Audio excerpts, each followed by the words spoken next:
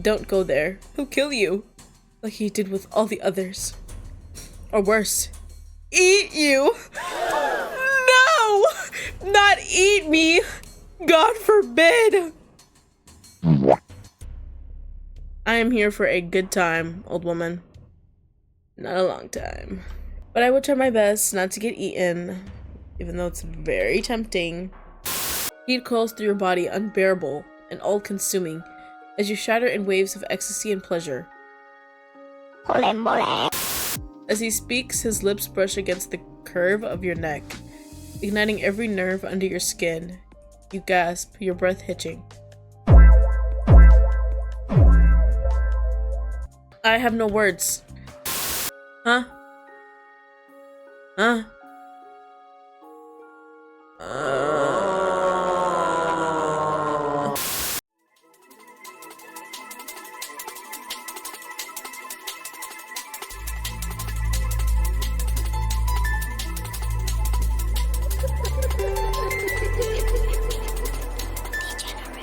Hello, my loves.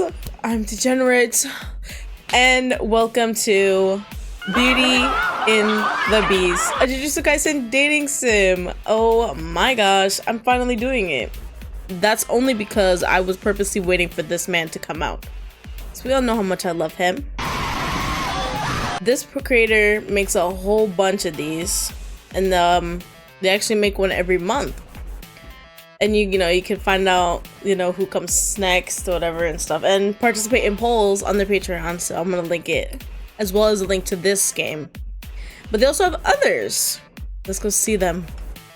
They have one for Toji, Boot Hill from Honkai Star Rail, Gojo, Choso, Gato, and Leon Kennedy. Where's everyone going? Bingo? And I believe the next person to come out is like a second part to the Gojo one. So yeah, it's so exciting. I love this. Anyways, let us read the synopsis and see what this one's all about. You were sent to exorcise a monster but found the boy you once knew. Now twisted into something deadly and beautiful. Trapped in his temple, you're forced to confront the pull between you. His cruelty, his power, the shadow of the bond you once shared. Do you hate the beast he's become? Are you drawn to his beauty despite the danger? Ooh! I read their thingy too. It's basically like making, fan fictions into like games, basically. So yeah, very exciting. Anyways. Alrighty, let us begin a new game. There's no way to load, so I can't show you. There's a skin color? No fucking way. Are you serious? That one. Never. In my life. Ever. Everything would have been different if you hadn't found the woman that day. What?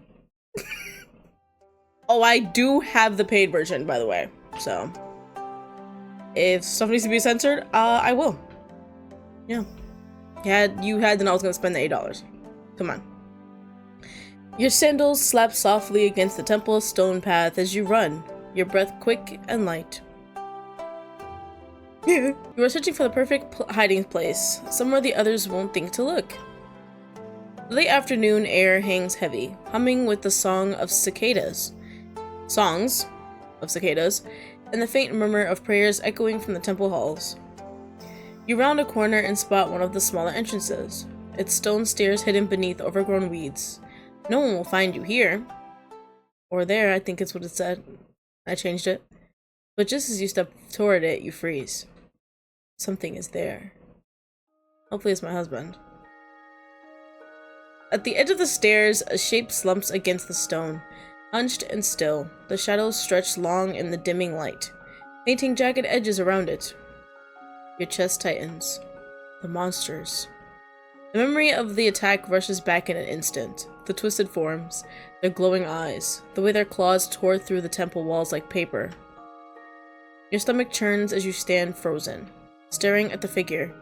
It isn't moving, but it is there, undeniable. You clench your fists, forcing yourself to remember the High Priestess's words. Deep breaths. Stay calm. The creature can smell fear. Walk closer. Attack. I'm going to walk closer. You squint at the figure as you creep forward, your pulse pounding in your ears.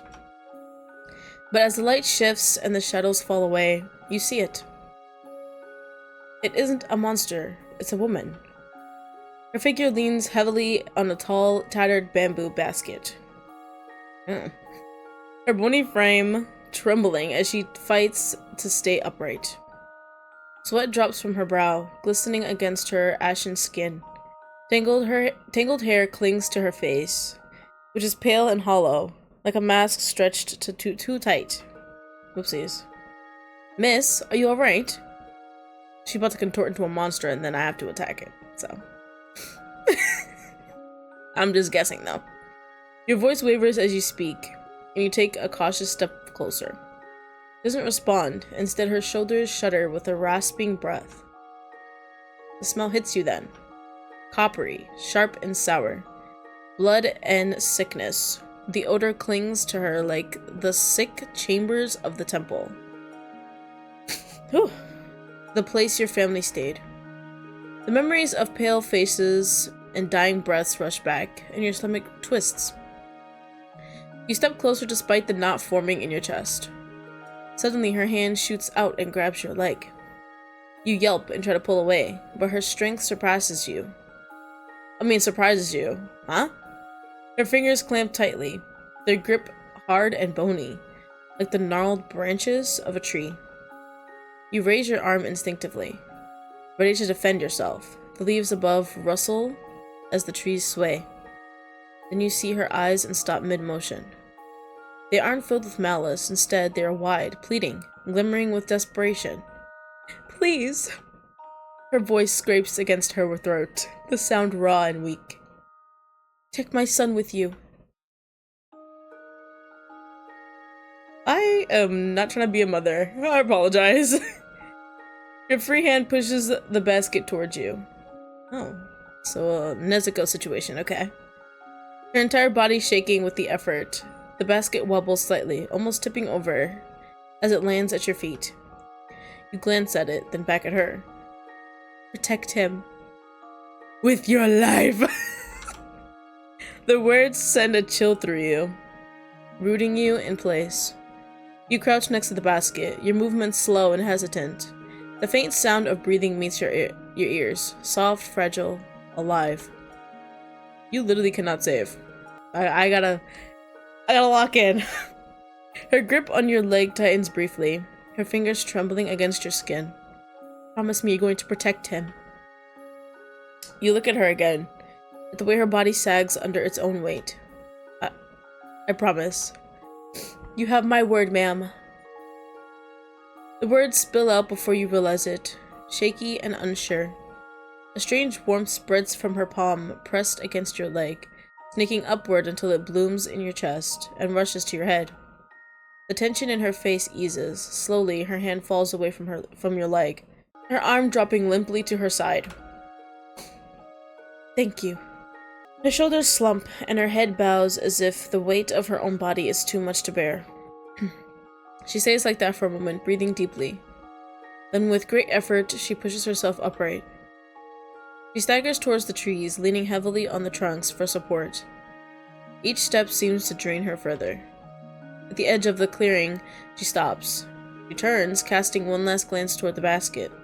Then with a shaky breath, she vanishes into the woods. You look back down at the basket, her heart still hammering. Oh, your heart's still hammering. Whoopsies. Slowly you open it. Two pairs of glowing red eyes stare back at you. They blink, framed by a pale, delicate face. The boy inside is small, with his fragile body swaddled in worn cloth. But his face... His right side looks like the bark of an ancient tree, twisted and uneven, as if shaped by a storm. It's strange, but in a way, it's beautiful. The boy doesn't make a sound, but you can feel it, a warmth, fragile and faint, reaching out from him to you. You feel your lips twitch, a smile. You have a new friend. That's so nice. Oh. The dream clings to you, swirling around your thoughts like a stubborn mist long after you wake. The promise you made to that woman still burns in your chest. A restless gale that refuses to settle. It's worse now, sharper, heavier. As if she knows you broke your word. What the what? What did I do? As if in your dream she summons the winds of her despair to remind you of the vow you shattered. My god. At the time, you didn't know it was a binding vow. Breaking it was like fracturing a piece of fate itself. But now the vow is broken. The disaster waits for you like a storm gathering on the horizon.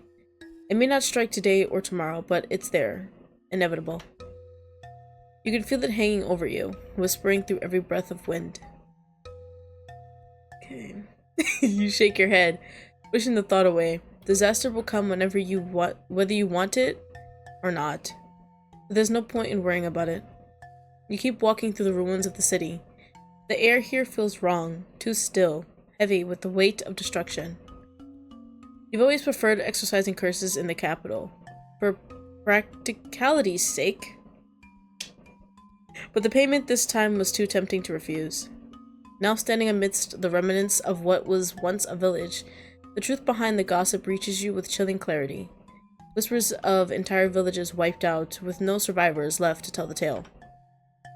It isn't just destruction, it's devastation. Whatever is behind this didn't simply attack. It obliterated. Ugh. You inhale deeply, the wind shifting around you, trying to sense something, anything, that might lead you closer to the source. You need more clues. Where should I check? Houses? Bodies. These houses are not stable. Let's check the bodies.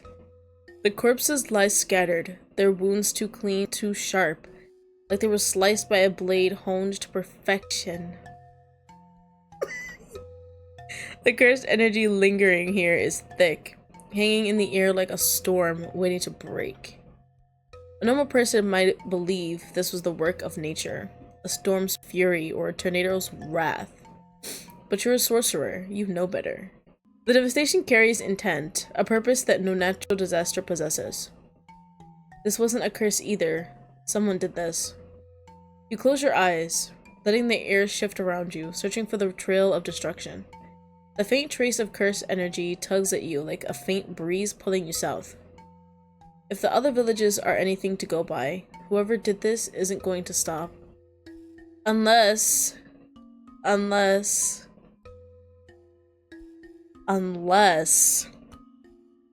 That's all. Just unless.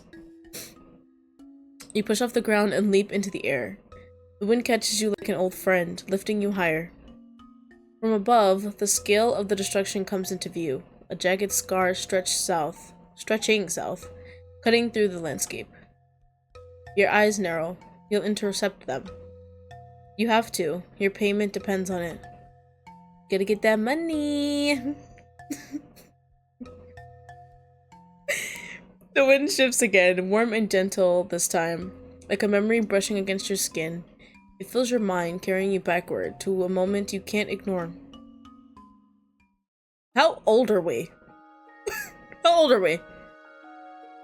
Because if we're over here just, supposed to have taken care of him when he was a baby, how the f old are we? A bajillion years old. The hell? You glare at the little paper figure in your hand, the one you just dug out of the earth. Dirt clings to its edges, but it's impossible to miss the shape. Its forearms give it away instantly. It's obviously who it's supposed to be. The name Ryomen Sukuna is scrawled across its surface. The ink smudged, but still visible beneath the streaks of dirt. Your jaw tightens. Don't worry, friend. As long as I'm here, I'll purify all their curses. Your voice is firm, but your hands are gentle as you hold the fragile paper figure. Beside you, your friend stands silently, his figure tall and unmoving near the riverbank. He never speaks. I have a friend? The paper? You don't know if he can't, or if he simply won't. Either way, his silence has never bothered you. It does, however, bother others. Even now you can hear their cruel words in your mind. The way adults and children alike hurl curses at him just for how he looks. His 4 crimson eyes, his twisted features. They see a monster in him, but you don't. Oh, it's like... Ooh, okay, this is a flashback. I had to clarify myself as well. I have to say it out loud sometimes. He doesn't react to them. He never does. He doesn't flinch when they shout. Doesn't speak when they whisper behind his mask. Behind his back. Sorry. His stillness has always felt heavier than words, like a quiet wind that carries the weight of storms. You whisper a prayer under your breath and toss the paper figure into the river. It hits the surface with a soft plop and begins drifting downstream, spinning lazily in the current. You've lost track of how many of these paper effigies you purified since your friend came into your life. All you know is that you're doing what his mother asked, protecting him as best as you can. Even if it means fighting. The High Priestess has scolded you more times than you can count for using violence to defend him. But you don't care. You'd fight them all over again if you had to. When your curse technique develops, we'll show them. Definitely. Oh yeah. The monks say curse techniques awaken between 5 and 6 years old. Your friend is already taller than you. Just slightly. So it won't be long now. How is... You glance at him expecting some sort of reaction, but he's still staring at the paper figure as it drifts further and further away. His 4 crimson eyes follow its form with an intensity you've come to recognize. Quiet, thoughtful, maybe even sad. Hey, don't believe them, friend. You're not the demon, Ryomen Sukuna. Okay. Okay. The words are soft but firm. You tilt your head searching for his gaze, but he doesn't look at you. I don't know what your real name is, but I bet it's beautiful. At that he finally turns to you, his expression skeptical. That look. A mix of doubt and quiet amusement. It's one you've seen before. And you don't like it. He doesn't believe you. Compliment his eyes. Compliment his arms.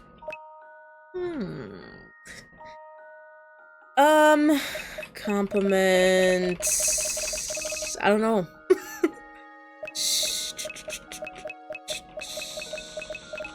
It's like picking between burgers and tacos.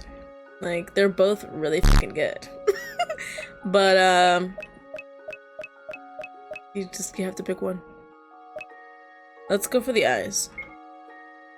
I bet it's beautiful, just like your eyes. All of them, I mean. His eyes widen in surprise, and for a moment he looks almost startled. Then quickly he glances away and starts walking toward the temple. But you catch it, the faint curl of his lips as he moves. It's the first time you've ever seen him smile. You have to compliment him more. I think I just have to compliment in general. So, more danger. I love danger. Smoke fills the air, thick and suffocating, rising in spirals from the burning village below. The acrid scent of charred wood and iron stings your nose, and your stomach knots. You've arrived just in time, or so you hope. As you descend, the wind carrying you, the sounds of destruction grow louder. Cries for help pierce the chaos, mingling with the groaning collapse of wooden beams and the distant, sharp crackling of flames. Your pulse quickens as you follow the noise. A group of villagers cower. Cowers? What? Whatever. Cowers below a collapsing building. Without hesitation, you summon the wind. Ooh, do we have like wind powers? That is so cool. A sharp gust slicing the debris into harmless fragments. The villagers stare at you in disbelief, then bow deeply, murmuring their thanks over and over. One woman steps forward, grabbing your hand with trembling fingers. Her palms are sticky with blood. Ew. And her wide, tear-filled eyes search yours desperately. Thank you so much. No need to thank me. Did you see who's causing this? The disgraced one. Woo! The disgraced one. Ryomen Sukuna. Your heart skips a beat. The name ringing in your ears like a death knell. Roman Sukuna. Your chest tightens as the name echoes in your mind. It can't be the demon, but if it isn't, don't go there. He'll kill you, like he did with all the others. Or worse, eat you. No! Not eat me! God forbid! I am here for a good time, old woman. Not a long time. But I will try my best not to get eaten, even though it's very tempting. The woman's trembling hands grips yours for a moment longer, as if trying to share what little strength she has left. Then, with a lingering glance, she releases you and hurries after the others. Thank you for that information, old lady. You enjoy the rest of your life. Don't die on me now. You gave me some really good information. You barely register her leaving. The name Roman Sukuna repeats in your mind, over and over, like a relentless drumbeat. I mean, I don't know. It's something about that song that just make you want to get up and bust a motherfucking move. You turn and walk straight into the village's heart. Show me the money. The cursed energy hits you first. It's not just heavy, it's oppressive. Suffocating. It drags against your chest, slowing your steps and rattling something deep inside you. Then you see him. At the center of destruction, standing tall like a god of death, is a towering figure. He's shirtless. That's very important. Write that down! His pale skin married with crimson criminal tattoos that seem to writhe with life. Write that down too. 4 arms. Are you writing it down? Write it down! All cord with muscle. Very important. Italics. Move and invisible slashes cut through the village. The devastation is immediate. Homes split in two. Their clean edges surreal against the chaos. Screams are severed mid-breath, leaving behind a chilling silence. Your breath catches. A sharp intake that feels like a dagger in your chest. Time seems to fracture. You're staring at the boy you once knew, and yet he's nothing like him.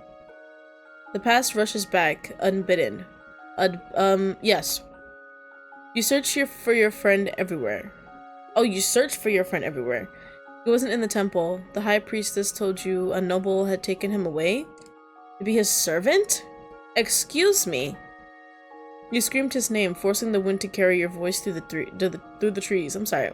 This just confused me a little bit. No. Through the mountains, but no answer ever came. Ew, what? Days blurred into weeks, weeks into years, and you thought you'd never see him again. Until now. It's him. Unmistakable. But the boy you knew is gone, replaced by a force of destruction, devastating everything in his path. What? How old were we when this lady just gave us a baby? I need to know. So scared. He's the one you've been sent to exorcise. Oh no. Time to quit our job.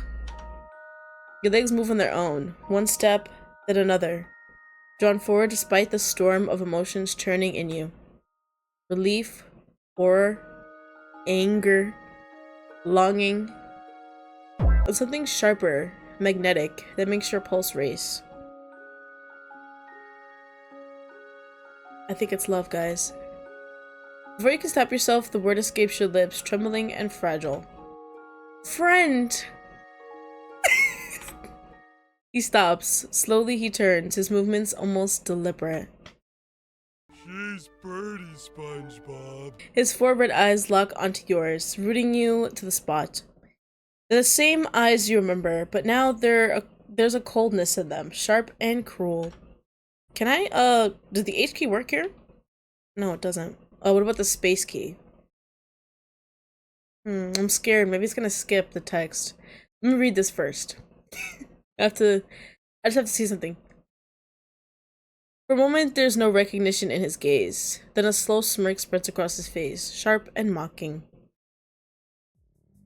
Yeah. The space key does not work. So does the H key. I thought I could get rid of the text really quick. I just wanted to see something, but it's fine. We can move on. Friend, who do you think you're talking to, worm? Stop it. His voice is low, laced with mockery. I can't do a Sukuna voice, so you're just gonna have to bear with me. There's a hint of something else beneath the surface. Don't you remember me? It's me, from the temple. I know you remember me, Pookie. It's been so long.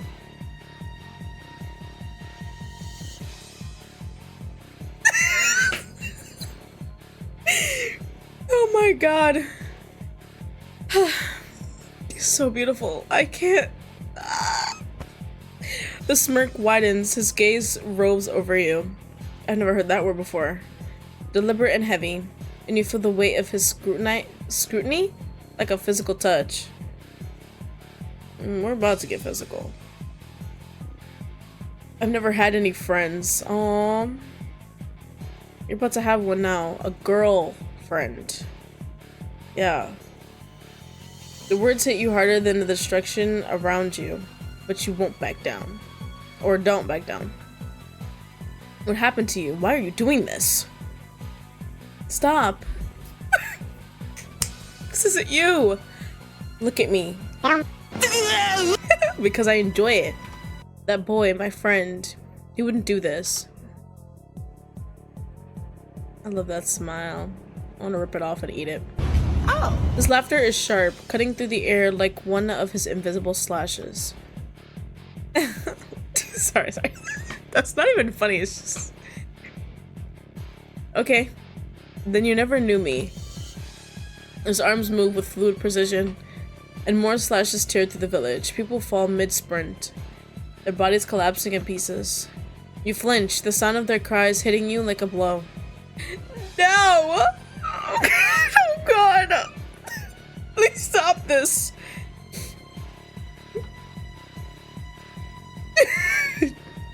The words burst from you, raw and desperate. Your friend wouldn't do this. Another slash. Stop! I know you're better than this. Not? He wouldn't. Another slash. He raises his arms again. Your voice catches in your throat. Strangled beneath the weight of despair, with every once of, what? Oh, ounce. Whoopsies. With every ounce of strength, you force it out, shouting the name, the identity he chose for himself. I don't know, every time I see the name, I'm like, ah! You know? Sukuna stops. Slowly he turns, a smirk creeping across his face. Oh, so you do know how to address someone by name. In a blur, he closes the distance between you. His clawed hands catches your wrist, the heat of his cursed energy burning against your skin. You gasp. The pain and the weight of his grip stealing your breath. You call yourself my friend. Let's see how far you'll go to stop me. That's what you came here to do, right? Like all the others? He yanks you forward. You stumble. Oh no. Your free hand colliding with the firm, scorching plane of his torso. Just above the mouth of his stomach. Ooh. Let's just climb on in there real quick. Get comfortable. It's like a little kangaroo pouch. Yep. His skin radiates heat beneath your palm, the tattoos seeming to ripple like living art as his muscles tighten. Okay. For a moment, everything else, the destruction, the screams, the chaos, fades away. All you can feel is the overwhelming heat of him, the raw power radiating from his body. That's the line! You don't want to fight him. You made your promise. Something must have happened to turn him into this, but you can't fathom what. This isn't you. I don't want to fight you.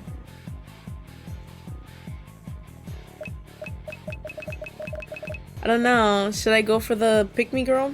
Or... The stupid one. Nobody wants to be a pick-me.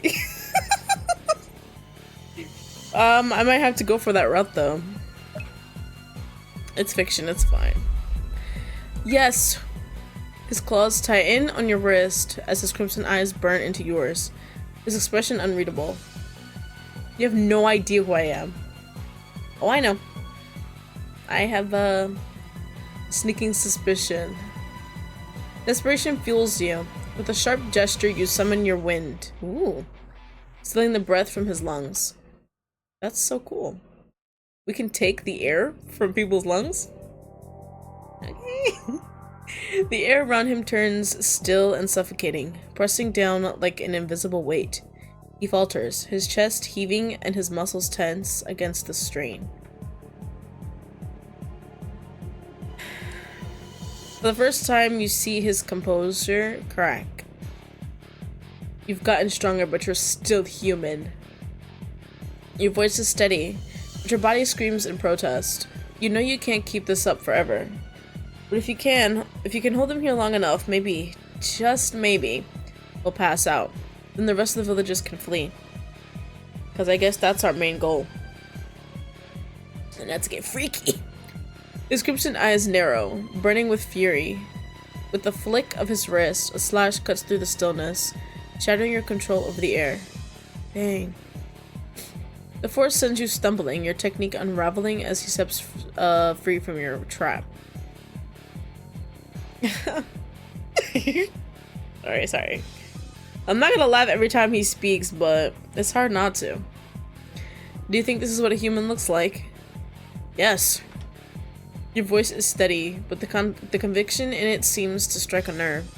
His expression darkens, and something flares in his eyes. Anger, perhaps, or something deeper. Annoyance. You are annoying! He moves in a blur, faster than you can track. Forcing you to rely on instinct alone, the wind slices through the air, crashing into debris and tearing apart what remains of the village. But none of it touches him. Don't go! Sukuna flows through your attacks with infuriating ease, each motion deliberate, like he's dancing around your desperation, and then he vanishes. The world stills for a heartbeat. Your breath hitches as you whip around, searching. The wind whipping around you in a defensive flurry. Too slow. I think he's Sonic. A deep voice murmurs, warm against your ear. A wave of heat floods through you, both shameful and electric. You spin, but he strikes, sending you crashing to the ground. Pain radiates through your body as your vision blurs.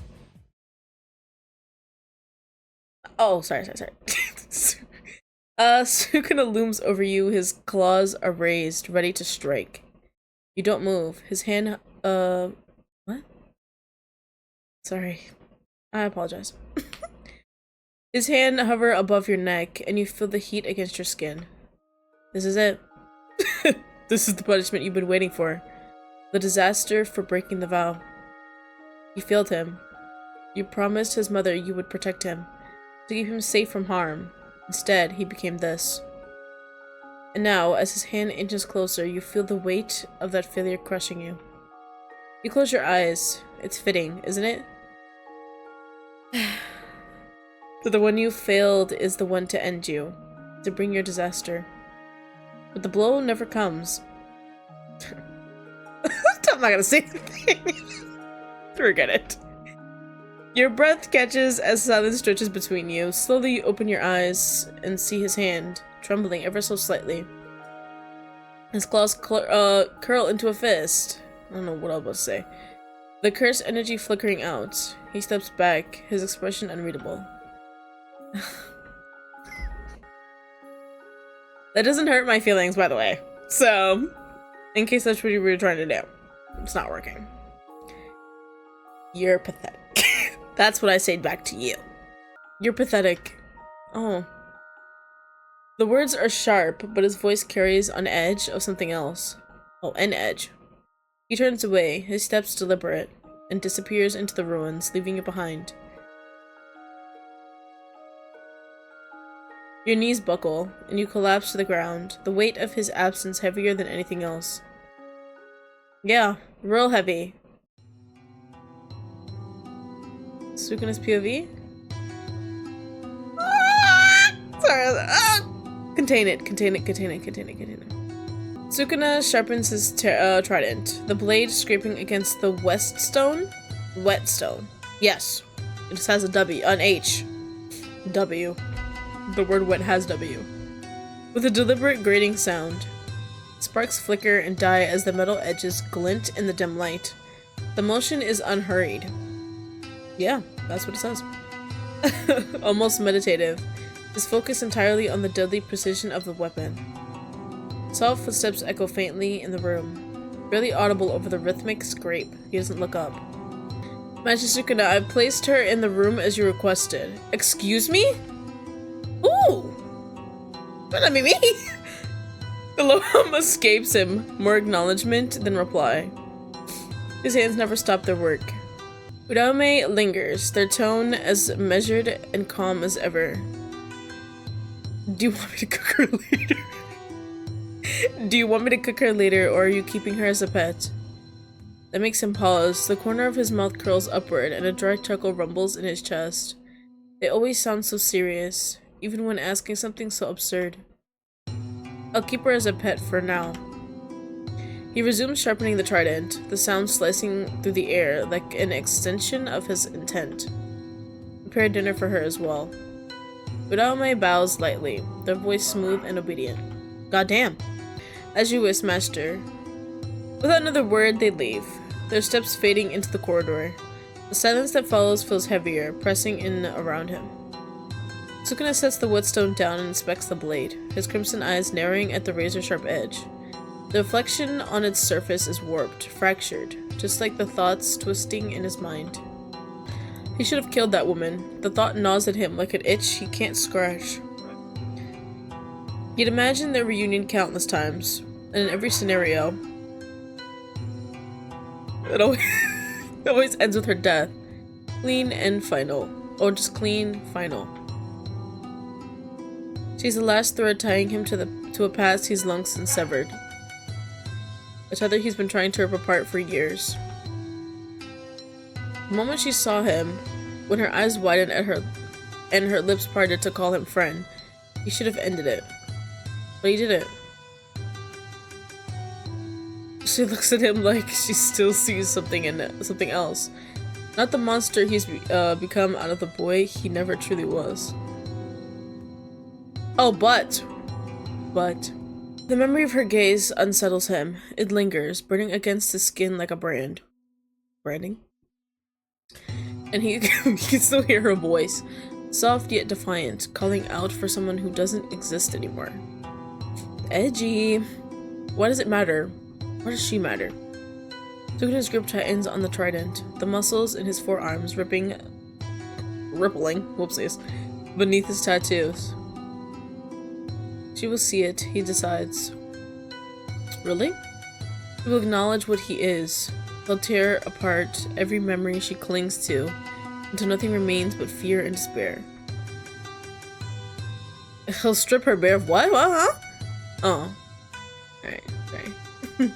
He'll strip her bare until she can no longer deny the truth. Whatever this is, whatever she's clinging to, it won't last. That's what he thinks. I'm just kidding. My POV. This room is amazing! I would not hate it here. Well... Pain greets you the moment you wake, sharp and all-encompassing? Encompassing? Whoa. Your whole body feels heavy, bruised, as if even your bones are protesting movement. Blinking against the dim light, you take in your surroundings. The room is unfamiliar, minimalistic, quiet, and cold. In the corner, your small travel bag sits untouched. Did someone rescue you? The memory hits you like a slap, his face, his claws, hovering above your neck. The weight of his cursed energy presses down on you. Why didn't he kill you? The thought turns over in your mind, twisting uncomfortably as you drag yourself upright. You stagger to the door, reaching for the handle. Before you can open it, the door slides open, revealing a white-haired monk standing impassively in the doorway. Their face is blank, unreadable. You open your mouth to thank them for helping you. Whoopsies. They speak first, their tone calm and detached.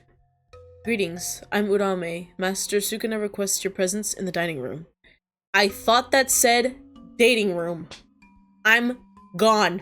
I'm gone. I cannot be saved. The air leaves your lungs. Any lingering hope that you'd been saved vanishes instantly. You weren't rescued, you were captured. Shh. We were rescued. We've been pulled out of our dreary life. We've been reborn. Your heart pounds as the monk steps aside, waiting for you to follow. The question claws at your mind. Why? Why would he bring me here? I'm not even gonna say anything. I'm gonna keep that shit to myself. Hold it in! The possibilities are endless, each more horrifying than the last. Does he want to torture you further? I wouldn't exactly be opposed to it. Is this just the start of something worse? Sure. The thoughts twist in your stomach as you follow the monk down a long, quiet corridor. The faint echo of your footsteps mixes with theirs, and the stillness of the place unnerves you. A temple. You recognize it now. The faint smell of incense, and a the cool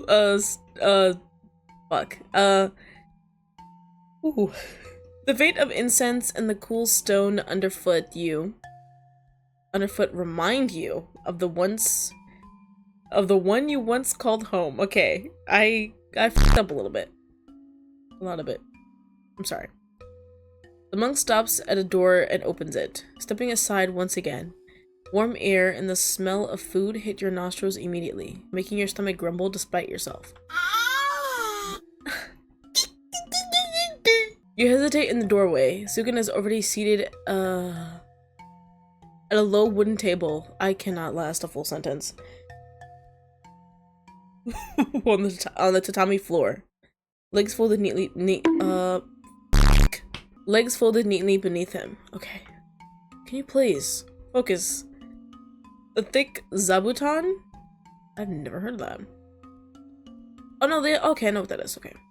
A thick zabuton cushion supports his massive frame, but he still seems to dominate the room. He didn't before? I'm sad. Sit. You force yourself to step inside but remain standing near the table, your hands clenching at your sides. What? Girl, he said to sit. So, I think you should just do what he says.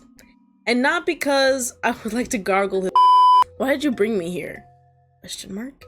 He placed a piece of meat in his mouth, chewing lazily, then answers without even looking at you.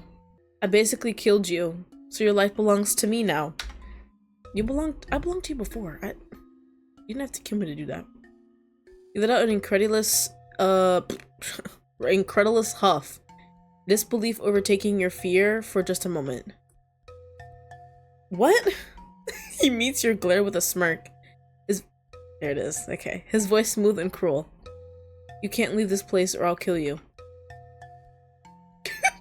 Like that's a threat. I'll stay anyway though. You open your mouth to protest, but he cuts you off with a raised hand. But you can leave at any time if you say I'm a monster. Guess what I'm not saying, y'all? The words hang in the air like a challenge. You stare at him, your mind reeling. He can't be serious, can he? Is this some kind of game? Yes, I paid $8. This is ridiculous. Then just say it and leave. Your lips press into a firm line. You don't believe he's a monster, at least not entirely. You don't know if you're more stubborn about holding on to your belief or refusing to let him win. If you're not going to say it, then sit down and eat. I'm gonna eat alright. I do like me some... Let me stop. I'm gonna stop. I stopped right there. You slowly lower yourself onto the cushion, glaring at the small tray of food placed in front of you as if it personally insulted you. Urame. The monk steps forward. The movements deliberate and smooth as they place more small trays around you.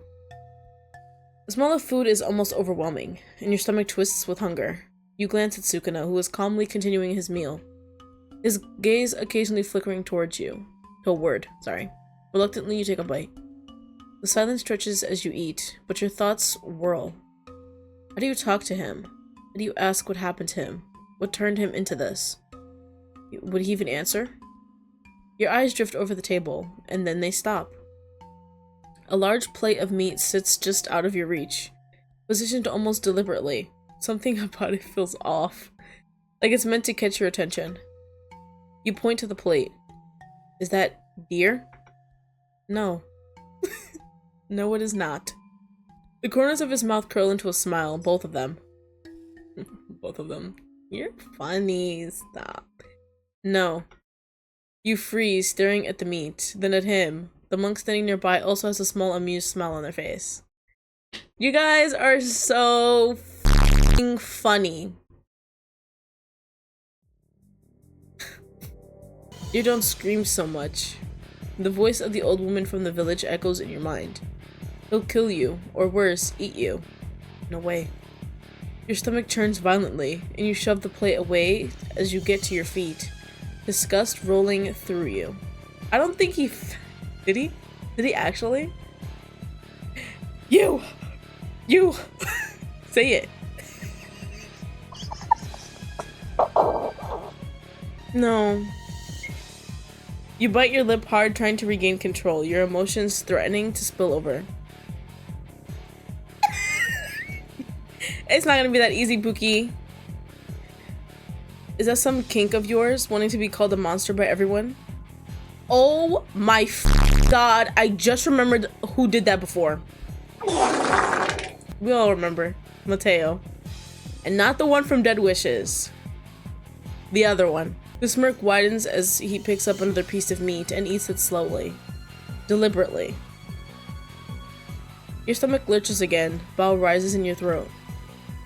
Your gaze drops to the meat in your own bowl. For a moment, fear prickles at the edge of your mind, but you exhale in quiet relief. It doesn't look the same. Yeah, you fucking idiot. Did you even check?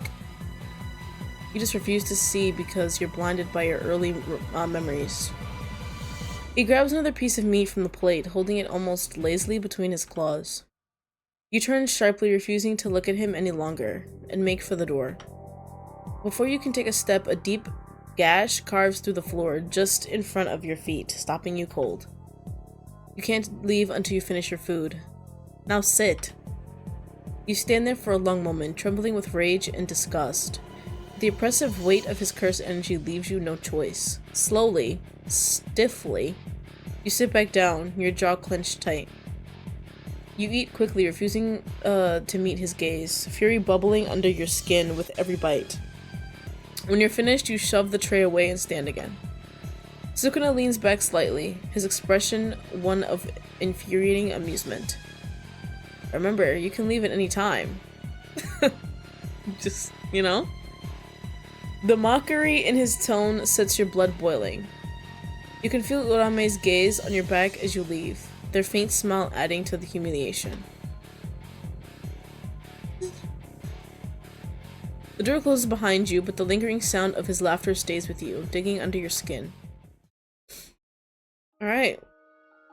You retrace the path Urame led you down, your steps echoing faintly in the quiet halls. So stupid. He's like... The temple feels larger now, its dark corners and distant shadows pressing down on you with an oppressive weight. As you walk, your eyes catch on something ahead, the front gate of the temple. You stop, your gaze lingering on the tall wooden structure. Beyond it lies freedom. You could fly off. Let the wind carry you far away from this place, from him. The thought tugs at you, tempting. But your feet stay planted. With a sharp exhale, you shake your head and keep walking. The ache in your chest deepens with every step, but you don't stop until you reach the room.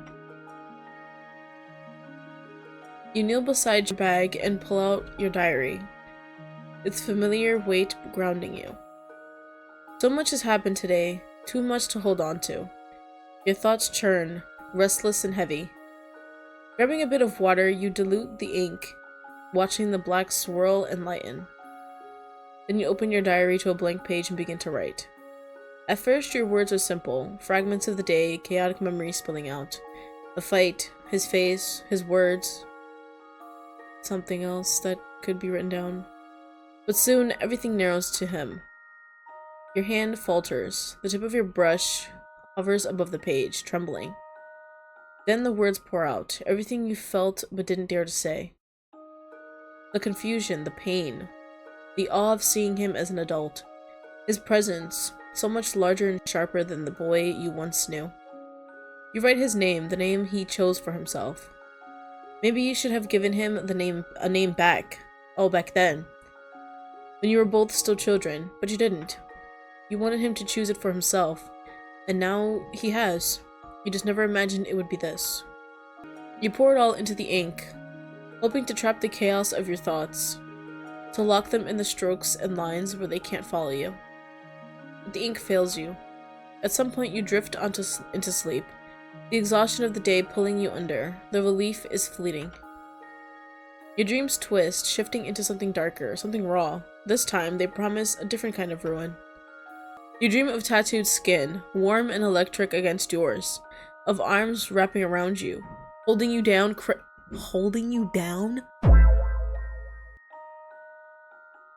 cradling you, pulling you apart.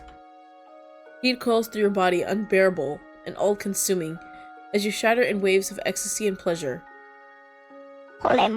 You wake with a gasp, your skin damp with sweat, your breath unsteady. The dream lingers, searing itself into your thoughts. You don't need an interpreter to tell you what it means.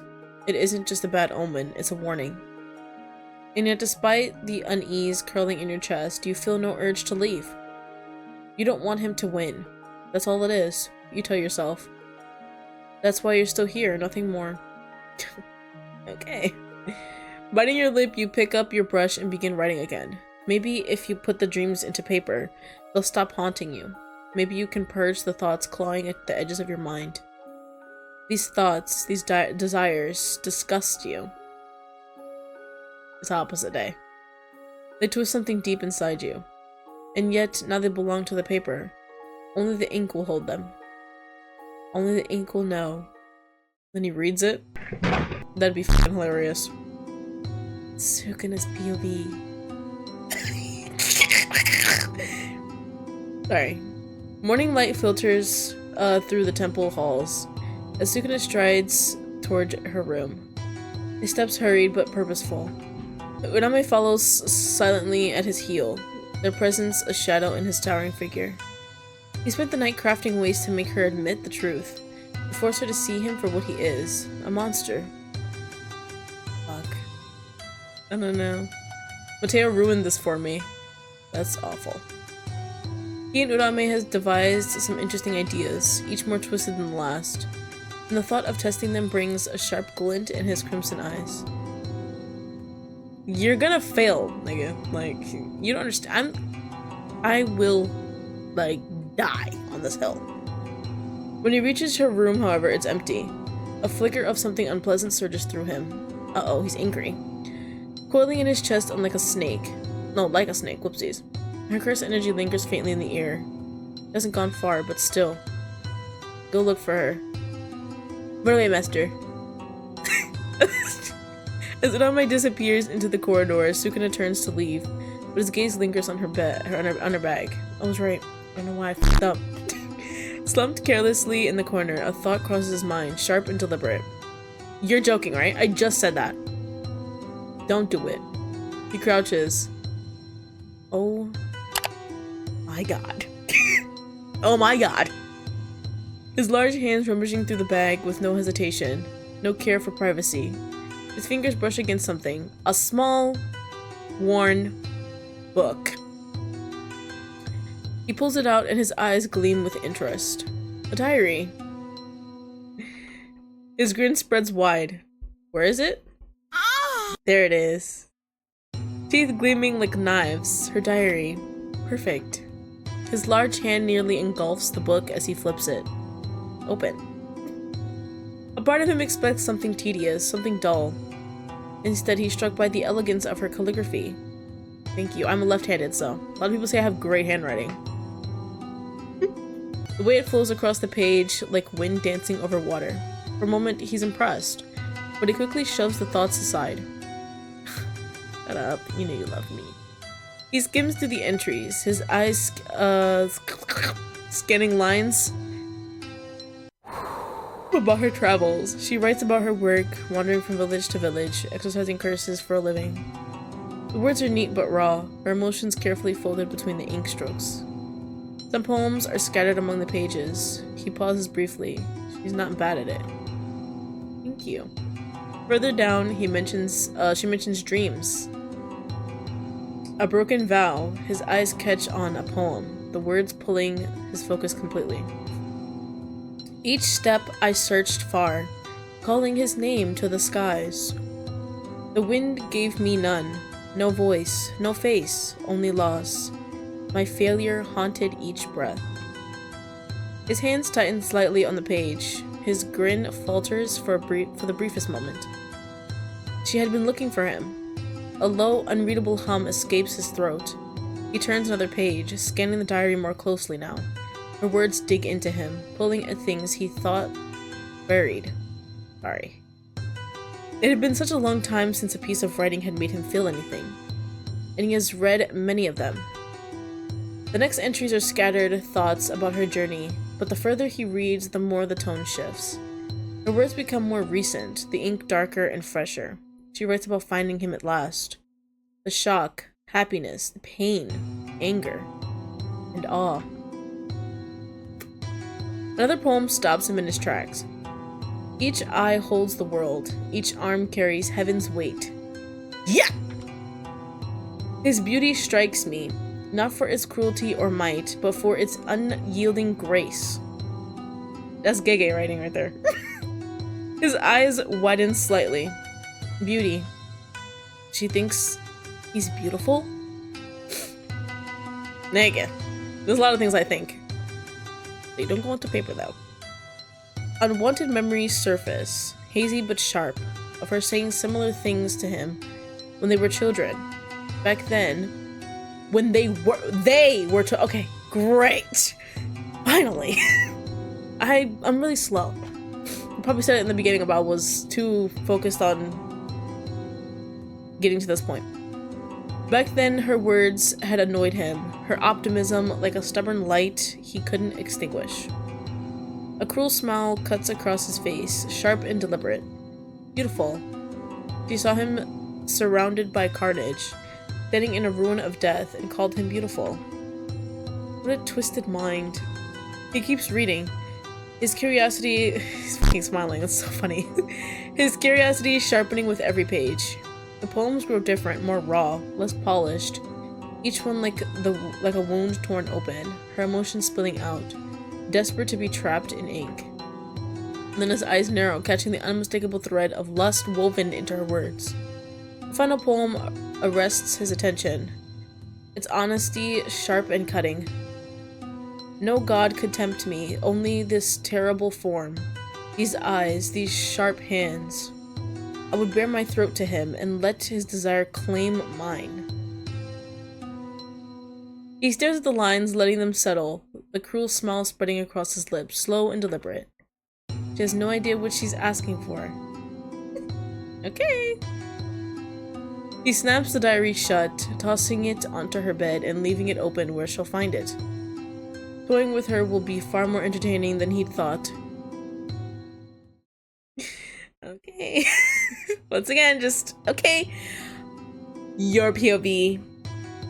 Urame escorts you back to your room, their sharp eyes fixed on you. You clutch the small bundle of wind herbs and berries you managed to find, your stomach turning at the thought of eating the food offered in the temple. Master Sukuna won't force you to eat the meat. The words hang in the air, cold and blunt. You glance at Urame, your brow furrowing. Why not? Isn't he trying to convince me he's a monster? You don't ask the question outright, but the thought gnaws at you. So you settle for something simpler. Why does he eat it? Urame pauses for a moment, their gaze flickering over you. Then they reply, their tone detached. It's not my place to speak. They give a brief nod before turning away, leaving you alone. You walk inside the room and your eyes stop on the bed. Your diary lies there, open. The pages flutter slightly, as though moved by an invincible wind. Sukuna. He read it! Your chest tightens. Humiliation and rage crashes you like a wave. The words you wrote, your thoughts, your feelings, your desires, they were yours. Private. Sacred. Never meant for anyone else's eyes. Least of all his. Heat rises in your cheeks, sharp and unrelenting. The shame cutting through you like a knife. He knows. He knows everything. Can't stand it. Sit down. Get comfortable. Without thinking, you storm out of the room, driven by an anger you can barely contain. Oh yeah, this is gonna be good. You find him training outside. Each motion is deliberate. His muscles rippling with raw power as he moves. Hee. Sweat glistens on his skin, tracing down the sharp lines of his tattoos, highlighting every curve and ridge. The sight makes your chest tighten, but you push the thought away, steeling yourself as you march forward. You had no right. He stops mid-motion, his breathing slightly labored. Sorry, I can't. Slowly, he turns to face you, his red eyes locking onto yours. There's a brief moment of silence as his gaze steps over you. Sweeps, sharp and assessing. You feel a flicker of intimidation, but you force yourself to stand tall, keeping your head high. You had no right to read it. As long as you decide to stay here, I have every right. His voice is calm, laced with amusement, but there's an edge to it that makes your stomach knot.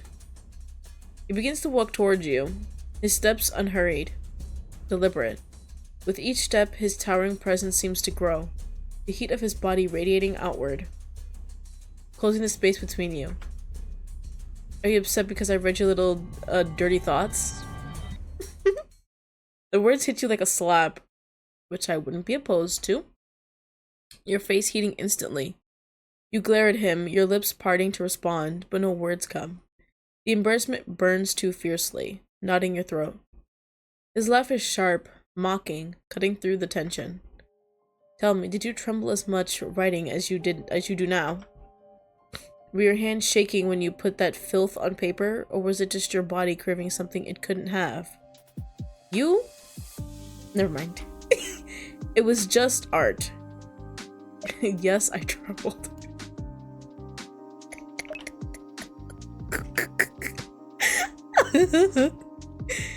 It was just art. Like, what?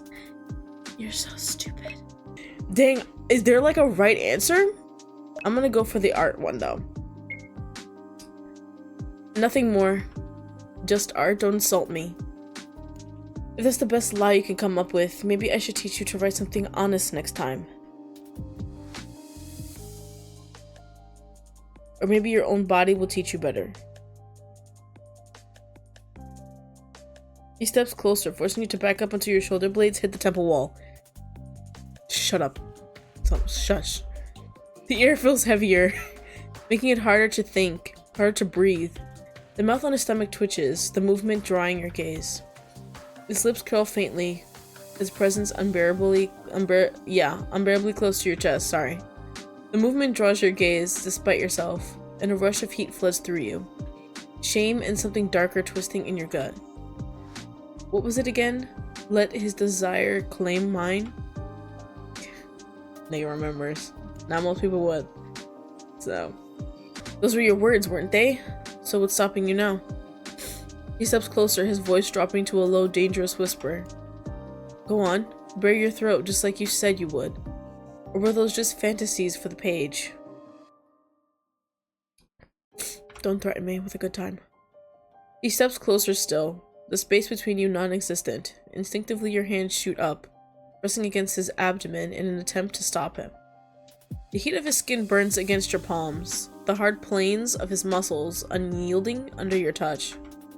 He doesn't move back, instead his voice drops lower, so quiet it's almost a growl. I will not be able to attempt this, I'm sorry. Didn't you write that I'm beautiful? Then worship me. I am not in the position to do that. You know what position that is. You know what it is. Don't play with me. Me standing on my feet? Feet? Come on. Do you know that the knees are required? Stop it. This idiot. You're so stupid. Your breath catches. Before you can think, his lower hands close around yours, forcing your palms to move against his torso. Really? Slowly. Is this a slow burn? Wait a minute. He guides your hands over the ridges and curves of his body. The heat under your skin intensifies. Your heart pounding so hard you're certain he can hear it. He pushes your hands lower, his grin widening. You try to pull away, your mind screaming at you to stop, but his grip is firm, unrelenting. Again with this shit, bro. I don't want to leave. You know what to say if you want to leave. His voice is calm, almost bored. But there's a wicked glint in his eyes that dares you to say the words. No. You shiver, your breath coming in, shallow gasps. You know the words, but they won't come. You don't want to say them, not because of pride, not because of fear, because some buried part of you doesn't want this to end. It's true. That is the first truth of the day. The thought terrifies you, but it's undeniable, a desire that threatens to consume you entirely. The mouth on his stomach shifts, its grotesque lips pulling back to reveal the wet, writhing tongue. It flicks out, brushing against your wrist. You flinch at the sensation, your breath hitching. But you don't pull away, his gaze narrows slightly, the amusement in his eyes growing. Look at you, just a touch, and you're already falling apart. Before you can respond, his arms move. Two of them wrap around your waist, okay, lifting you effortlessly, okay, while another hooks under your knees, okay. The ease with which he handles you reminds you just how powerless you are against him. The world tilts as he lays back against the wooden floor of the temple. Okay. One arm propping up his head as he watches you with lazy amusement. You're straddling him now. Okay. Your thighs spread over the grotesque mouth on his stomach. Right. His,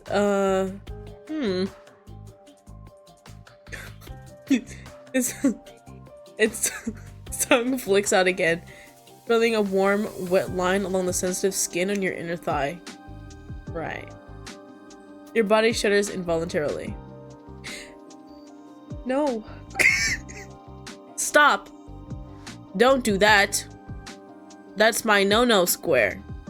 Say the sentence and I'll stop, but we both know you won't. I mean, I didn't say it before, so why do you think I won't say it now? His tone is calm, almost indifferent, but his smirk tells another story. He knows exactly how far he's pushing you. And he's enjoying every second of it. One of his hands moves to your clothes. Really?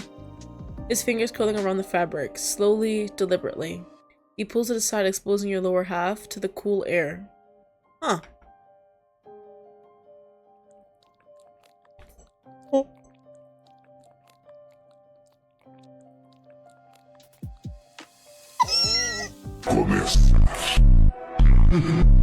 Sukuna chuckles softly, the sound low and satisfied as he lets go of your wrists. But we enjoyed that. So. You collapse against him, your body still trembling with the aftershocks. His arms remain firm around your waist, keeping you in place even as your body sags against him, boneless and spent. Boneless pizza?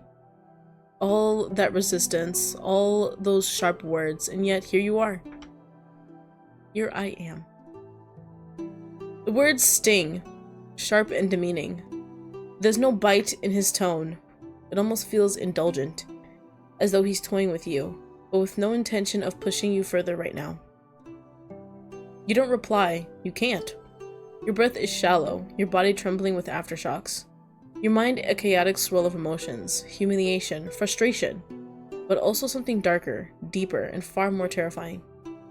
The silence stretches, thick and heavy, broken only by the sound of your uneven breaths and the faint hum of the wind outside. His hands rest idly on your hip now, his grip relaxed, but you're acutely aware of the heat of his palm against your skin. It feels possessive, but not confiding. Finally, after what feels like an eternity, you muster the strength to move. Slowly you lift yourself off his chest, your body aching with the effort. His hand slides away without resistance, and he watches you. His expression unreadable, but his gaze sharp, following your every movement. When you sit up, your legs unsteady, beneath you. You avoid looking at him. You don't trust yourself to meet his eyes, not now, not after everything. Done already? I thought you'd stay longer, considering how much you seem to enjoy yourself. I'll come back. You know? The heat rises to your cheeks, sorry. Shame burning through you, but you refuse to let his words trap you. You straighten your back, pulling your clothes back onto place with trembling hands. You hesitate, the words catching in your throat. What can you even say? Thank you? The fuck? Be grateful? Maybe? He smirks, sitting up slowly as if to loom over you again. He doesn't touch you this time. Go ahead, leave or stay. Choice is yours, little one. His tone is casual, dismissive even, but you don't miss the glint of curiosity in his crimson eyes. It's as if he's testing you, waiting to see what you'll do next. Me too. You stand, your legs unsteady but your resolve firm. Without a word, you turn and walk toward your room. You don't look back, not at him, not at the smirk. Your shirt is still playing on his face. Lips. Sorry. Sukuna's POV. Sukuna grabs his weapons. The Abe clan has been boasting about their army of angels, saying they could bring even him to his knees. Right. Fools. He'll teach them what happens when they overstep. The thought of their screams excites him, but he's surprised to feel something more. Or something else, reluctance. The realization makes him grin, sharp and cruel. His mind drifts to her. At first, he thought her fascination with him was nothing more than curiosity. Her diary hinted at admiration, maybe even attraction. It couldn't have been all that. He'd assumed she would flee when faced with the reality of him, but she doesn't. She didn't. Sorry. Her body trembled, her breaths uneven, but she didn't turn away. Even when she came undone, unable to hide her desire, she stayed. His grin sharpens. Lust. He doesn't flinch at his monstrous form, not at his 4 eyes. Oh, not at his 4 eyes. Not at the mouth that splits his flesh. Not at the destruction he leaves behind. He doesn't flee. Not even when he places human flesh before her. Instead, she looks at him like he's something divine. And then there are her poems. Beautiful, she still calls him, even now. She shouldn't feel this way. She knows she shouldn't be drawn to him. But she is. And that's what makes it so intoxicating. She doesn't just tolerate his monstrosity. She desires it, craves it. If she won't leave on her own, then she'll see how far she'll go. How much fun it'll be to corrupt her. This last thread tying him to what he used to be. The last fragile piece of humanity he hadn't crushed. The thought hums low in his chest, dark and thrilling. He doesn't need to prove he's a monster. He just needs to show her how monstrous she can become. That's so cool. The trident hums faintly in his grip, and his grin stretches wide. Sharp and feral, he'll teach the ape clan their place first. But after? Question mark? He has something far more entertaining waiting for him. Wonder what that is. Your POV. The moment you wake, your body remembers before your mind does. The ache in your thighs. The residual heat on your skin. The ghosts. No, just ghost. The ghost of his touch. Everything rushes back in suffocating clarity. Shame prickles along your spine, the memory of his mocking words still echoing.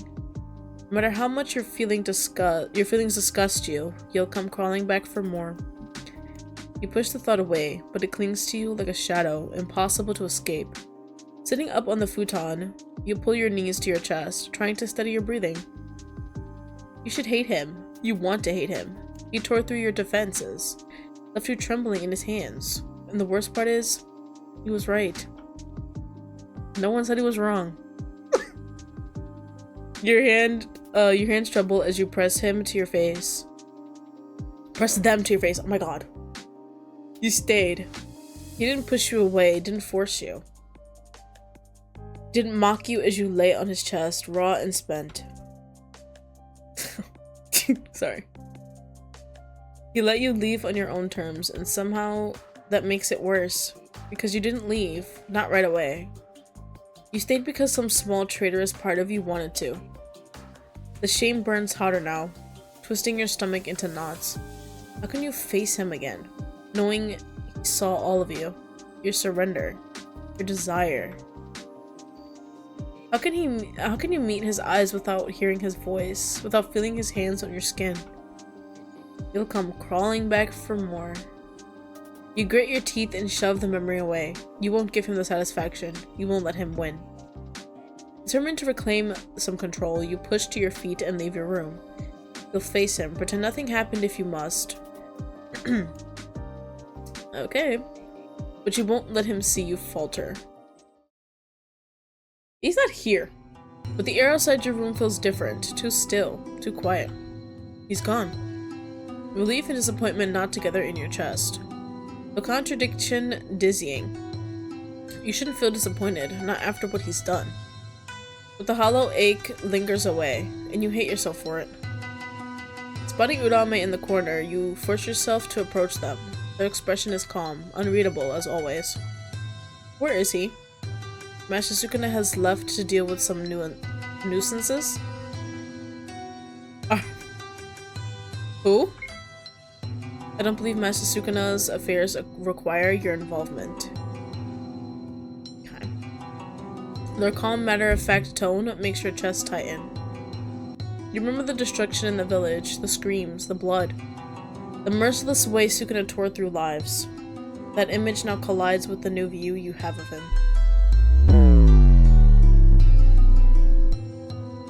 You should write more. The voice startles you, breaking the silence.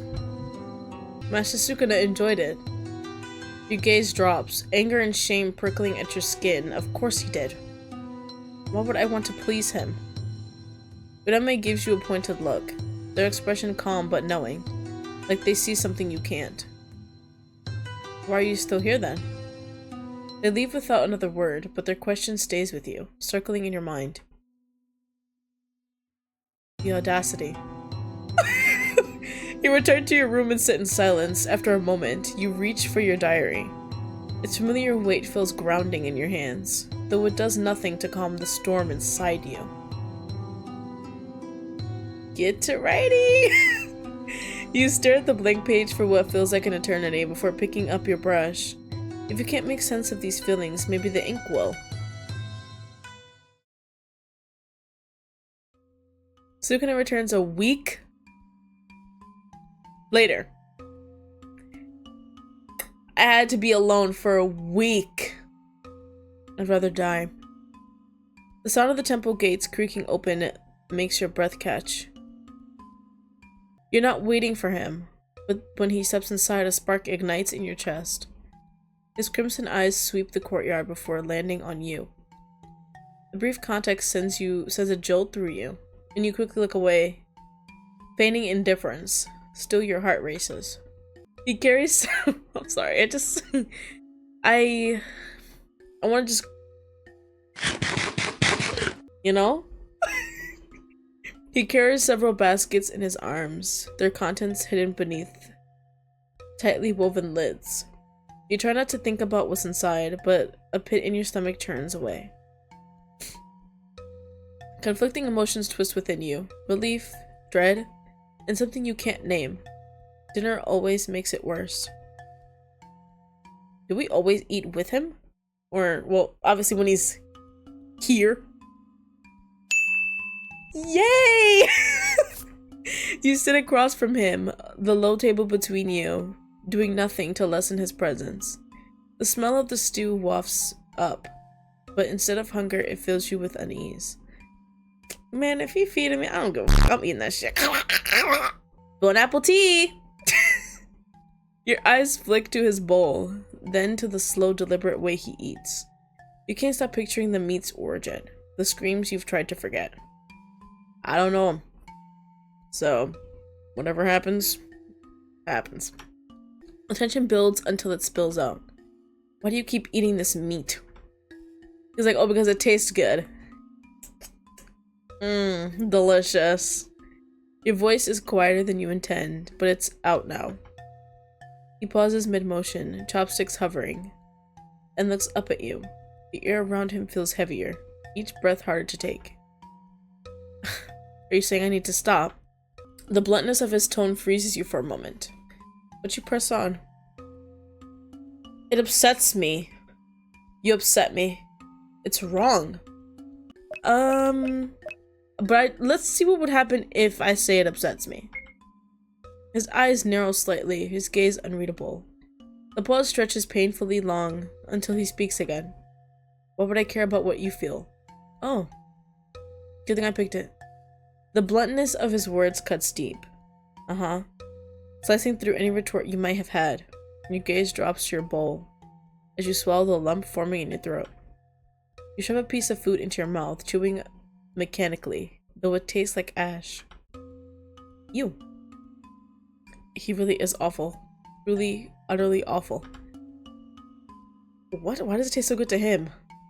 I'm tasting it. It's like, ah! You should finish quickly and leave. The room falls into a tense, suffocating silence, broken only by the occasional clatter of chopsticks and the faint rustling of fabric. The weight of his presence presses down on you, but you refuse to look up. Not until his voice breaks the stillness, calm but lined with something bitter and jagged. When I was taken from the temple by that noble, he didn't want me as a servant. Okay. So I was lied to? The casualness in his tone doesn't match the undercurrent of venom beneath it. You glance up, startled by the sudden shift in conversation. He was an entertainer, a collector of curiosities. He put on exhibitions for the court. Monstrous children, he called us. What? He paused, his gaze dropping to the bowl in front of him. The steam rises, curling between you like smoke. One day he wanted to know which one of us was stronger. From the two of us? 'Cause pretty sure it's not me. Oh. Never mind. He kept us in cages. No food for days. If we wanted to survive, we had to kill and eat each other.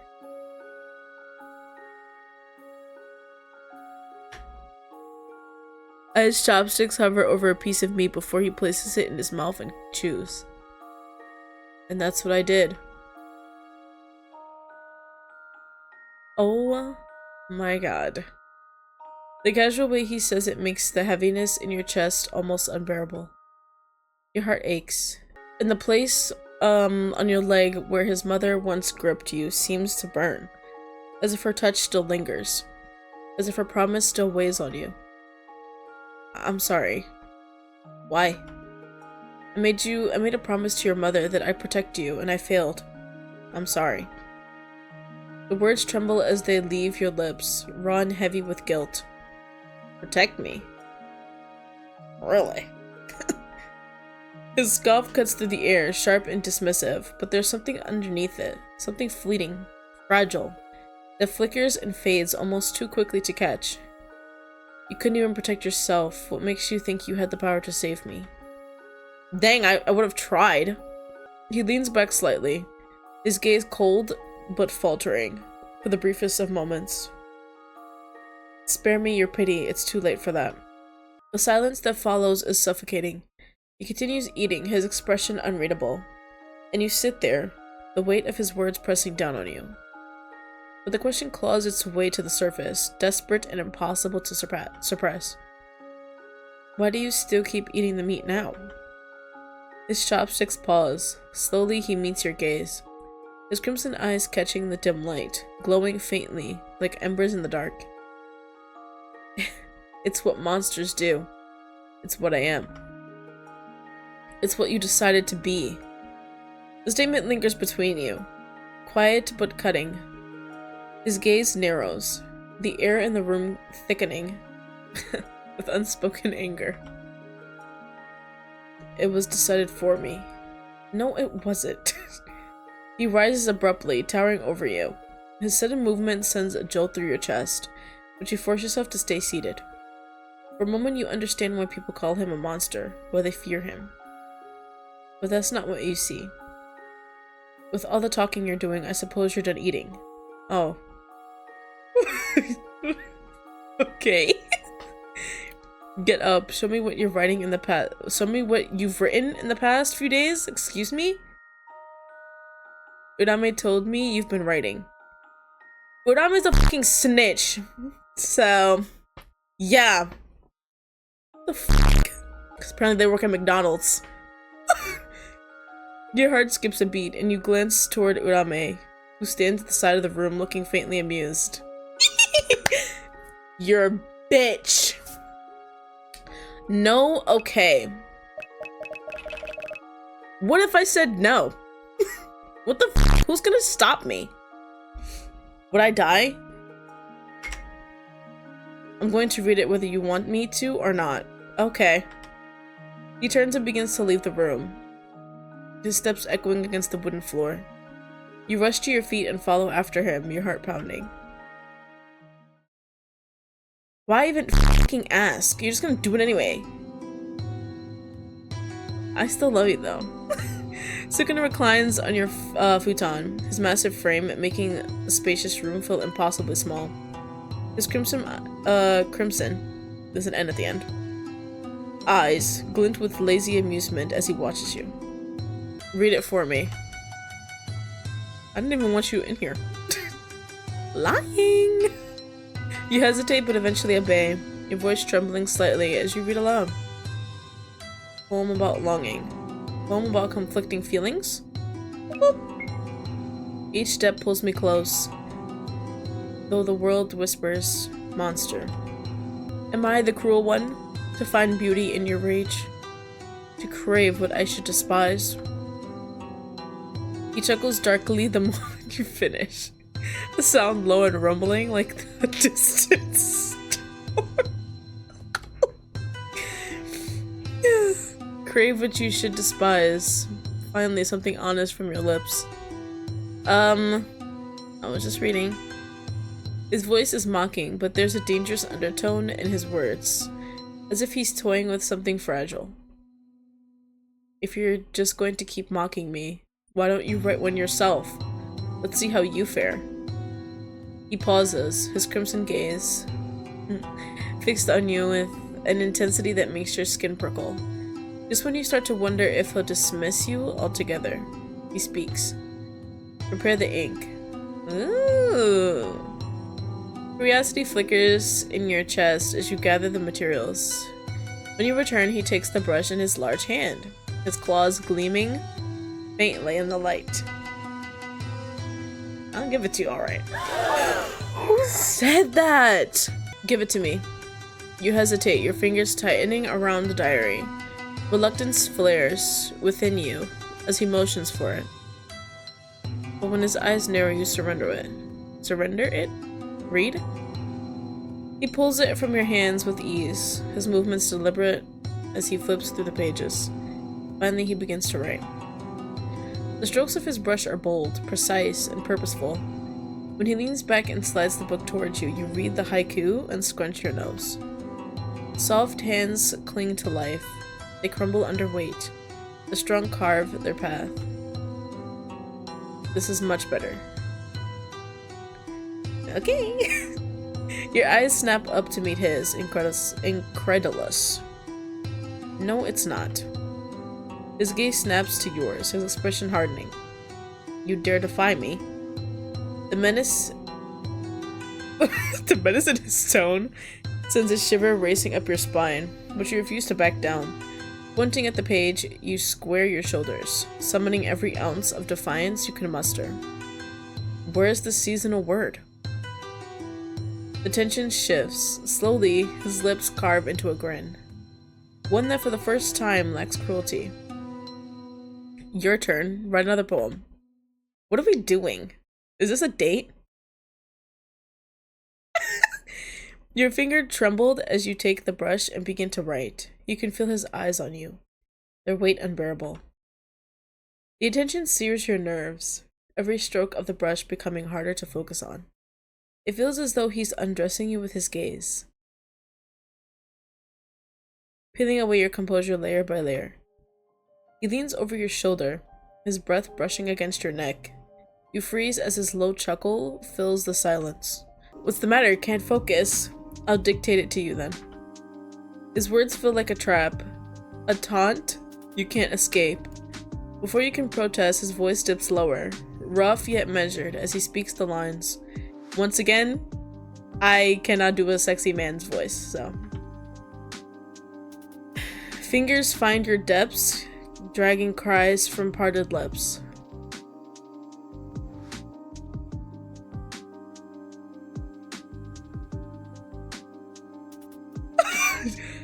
Whoa. As he speaks, his lips brush against the curve of your neck, igniting every nerve under your skin. You gasp, your breath hitching. I have no words. Keep going, don't stop. Your hands tremble as you write. I'm tearing up, I'm sorry. The brush faltering with every word. The warmth of his mouth trails along your shoulder, leaving a path of goosebumps in its wake.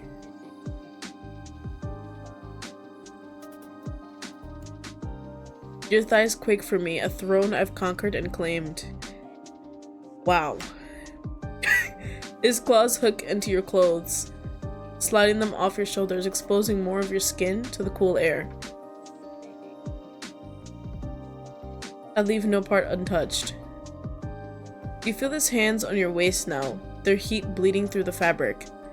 His touch is electric, every nerve in your body alight. You manage to finish the poem, your breath shallow and uneven. The moment his name leaves your lips, he moves. In one fluid motion, he pulls you toward him, his hands tighten on your waist. Dragging you closer into your knees bump against his thighs.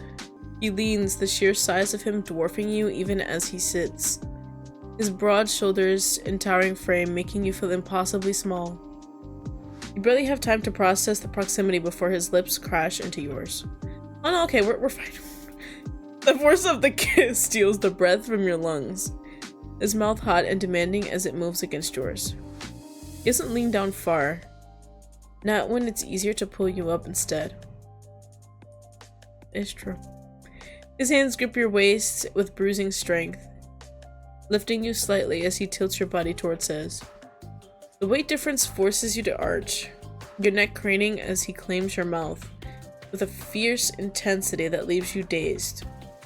You feel the hard press of something against your thigh. He pulls back just enough to shrug off his pants, revealing one. Your breath catches in your throat and your eyes widen. He smirks at your reaction. What do I say? Nothing? Or words? What a hard decision. Get it? Hard. What's wrong? Is this too much for your pathetic little mind to handle, or do you like what you see? Let's admit it this time. I think that's appropriate. Of course you do. Well, liking and taking but liking and taking are two very different things. Let's see if you can handle it.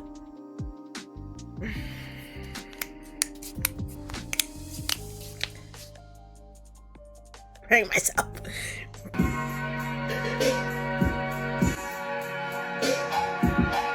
Sukuna straightens, adjusting his sash with deliberate ease, his expression one of detached amusement. Urame will help you with bathing. Why don't you help me with bathing? You made this mess. You clean it up. I don't need. His eyes flash, silencing you instantly. Enough. His gaze lingers on you for a moment, sharp and unreadable. Satisfaction? Amusement? You can't tell. Then he turns and leaves without another word, his footsteps echoing down the hall. The door slides open again, and moments later, just as you cover yourself. Urame steps inside, their expression calm, but their gaze sharp as it sweeps over you, taking in the aftermath. Their tone is quiet but carries an edge of amusement.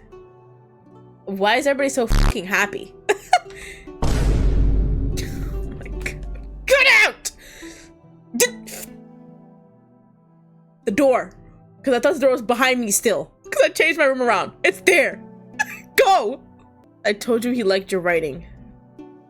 Fuck you. Your cheeks burn, heat rising to your face, but does he like me? That's the question here. The thought rises unbidden. Okay, sharp and insistent, tying itself to Urame's words in a way you can't shake. It feels absurd, pointless even, but it digs in, unwelcome and heavy. The question lingers as you follow Urame out of the room. Your chest tightens with its weight, your thoughts swirling in a chaotic mess. Fuck you, says the fuck you guy. Sukuna's POV. She's affecting him. Oh no! He knows it the moment stray haikus begin forming in his mind during training. He imagines her reaction, her scowl, the way her brows draw together. It's the human part of him, he realizes, clawing its way to the surface because of her presence. And there's also the urge to rush things, to claim her completely. It simmers beneath the surface, sorry. He tamps all of these feelings down with ease. Power isn't just about talking. It's about waiting, savoring the moment before you strike. It's not fun if she doesn't come to him willingly. So he withdraws. He tells her to keep writing, to pour her thoughts into that little diary of hers. He never reads it. He doesn't need to. It's enough to see her expectant face every day. Her cautious glances, the flicker of anticipation in her eyes when she thinks he might ask for it.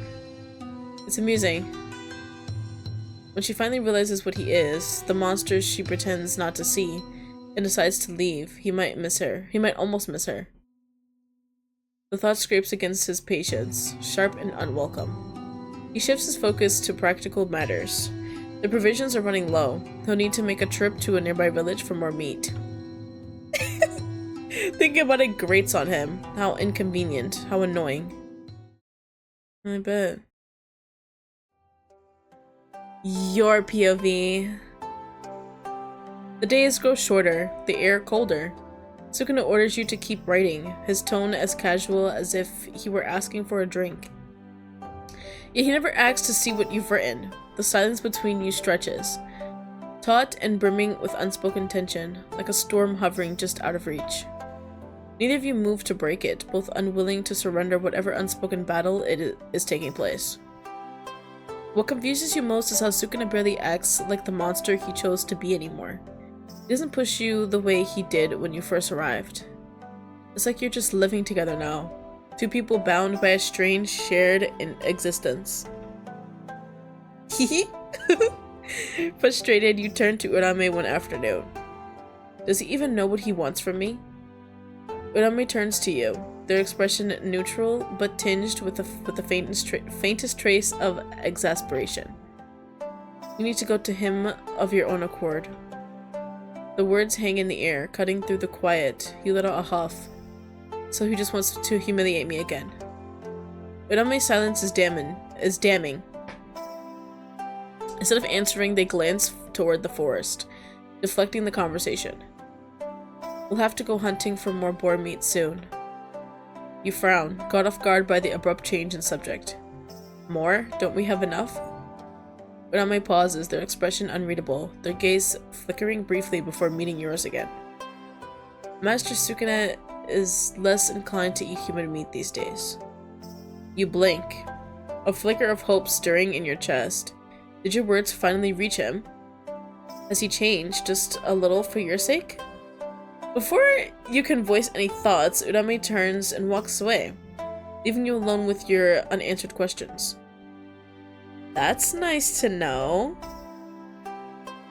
I guess telling him that it upsets us worked. Dinner feels strangely quiet tonight. For the first time, you glance at Sukuna's plate and don't feel the usual disgust turning in your stomach. Something about the absence of human meat eases the tension in your chest. A fleeting relief that surpasses even you. A faint, involuntary smile flickers across your lips. He's wearing the thingy. Sukuna's voice cuts through the stillness, low and sharp. Why are you smiling? I wasn't smiling. Nothing! Urame told me a joke? What could have possibly been so fucking funny? Nothing. He doesn't look convinced, his piercing gaze lingering for a beat long before shifting back to his meal.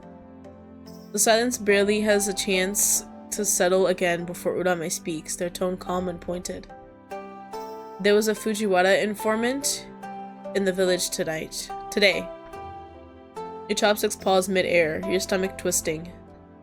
The Fujiwara clan, the ones who had commissioned you to exorcise the curse ravaging the villages. The curse that turned out to be Sukuna. Even now, they're still after him. I mean, yeah, you were meant to do that job and you did a job alright, but not the one that they're talking about. Sukuna leans back, his posture deceptively relaxed. Those eyes gleam with a predatory edge. I thought they learned their lesson after the Ape clan and their angels. I guess not. The informant was too close for comfort. What if they decide to attack the temple? Their words hang heavy in the air, like a blade waiting to drop. The weight of their implication coils around your chest, squeezing tight. You glance up and immediately regret it. Both of them are looking at you now. What? Urame doesn't flinch as they deliver their next words, blunt and cold. As Master Sukuna's pet, you're a liability.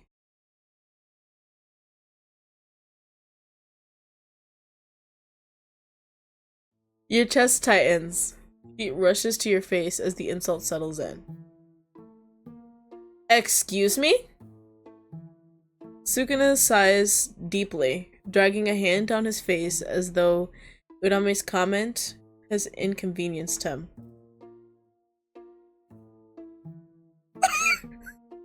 What the hell?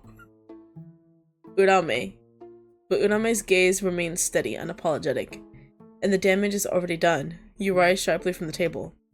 So I'm just a pet for you. Sukuna drops his head, leveling you with a stare. His eyes gleam with quiet menace, and his lips curl into a mocking smirk. If you're not my pet, then what are you? You can't possibly think we're something. His words slice through you, cruel and dismissive, the sharp edge of his mockery cutting deeper than you'd expected. How deep? The heat in your chest shifts, no longer just anger, but something far more complicated. Hurt. You're awful. I'm a hostage. Sorry. The decisions. There's only two. Never have I had so much difficulty choosing something. Let's say I'm a hostage. Sukuna raises an eyebrow, his smirk deepening as though you've just proven his point. Don't need to remind you that you're free to leave at any time. You chose to stay with a monster. Don't expect anything else. Your hands clench into fists. The Arthur fist? His words twisting in your chest, you turn abruptly, storming out of the room. As you pass through the doorway, Sukuna's voice follows you, calm and indifferent. Let her go. You rush through the corridors, your steps echoing against the wooden floors until you reach the courtyard. Without hesitation, you leap into the air, letting the wind wrap around you and carry you upward. The currents swirl, brushing against your skin, cool and freeing. For a moment, you let yourself sink into the sensation of weightlessness. Up here, far above it all, you can pretend none of it matters. The village, Urame, him.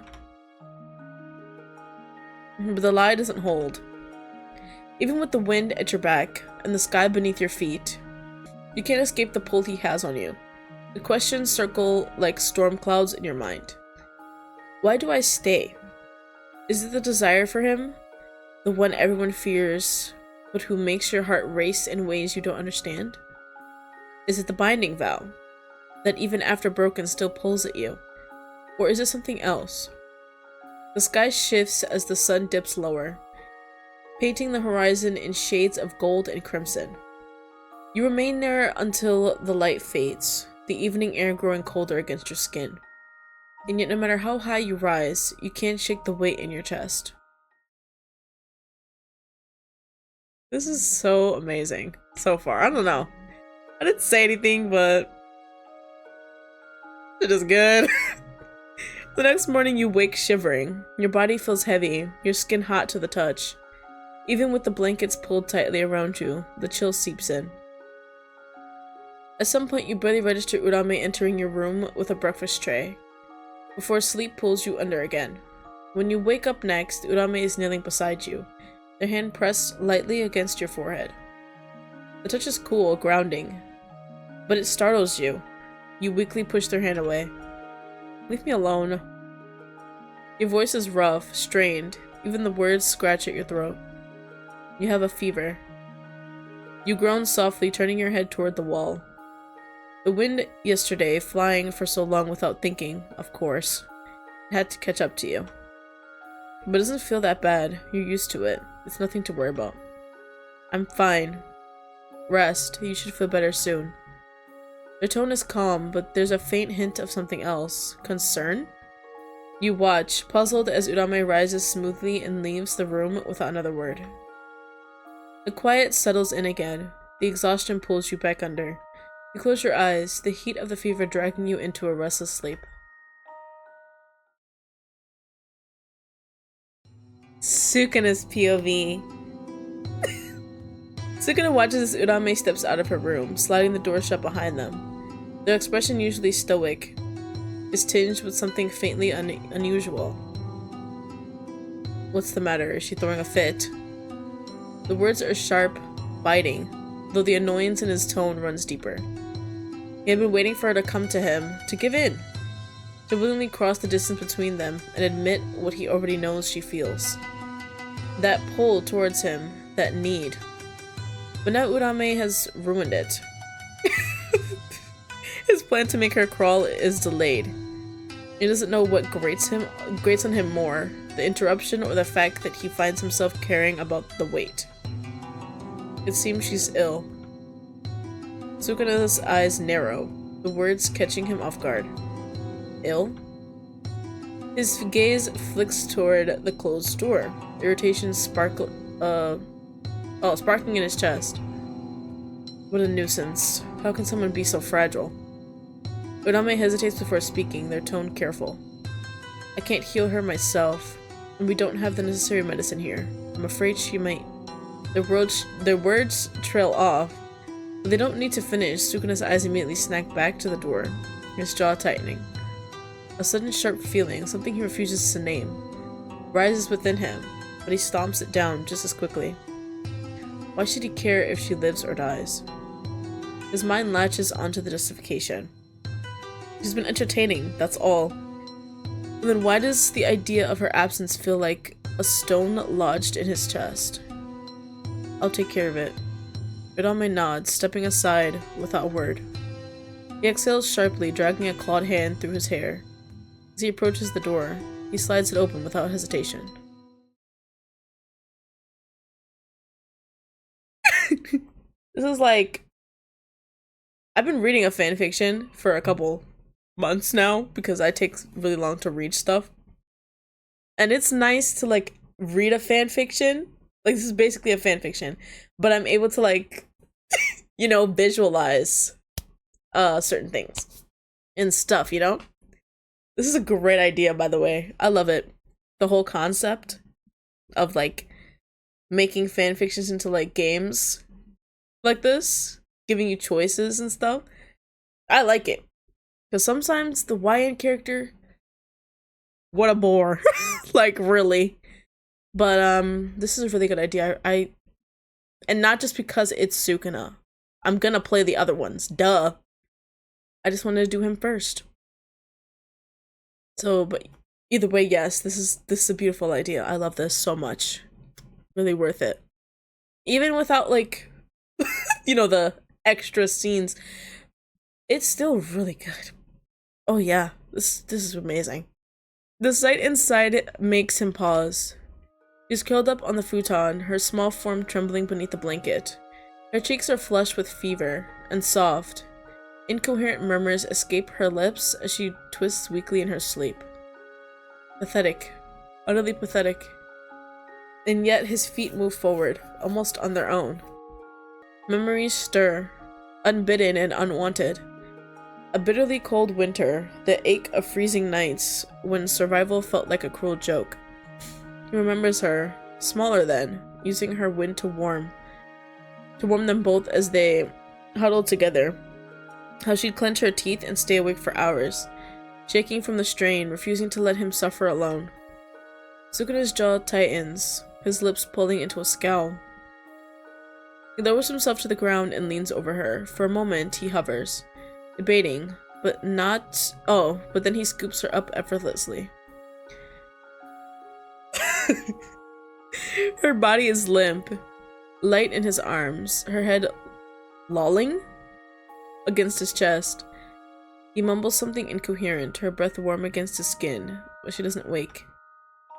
Carefully, he lowers himself into the futon, keeping her cradled against him.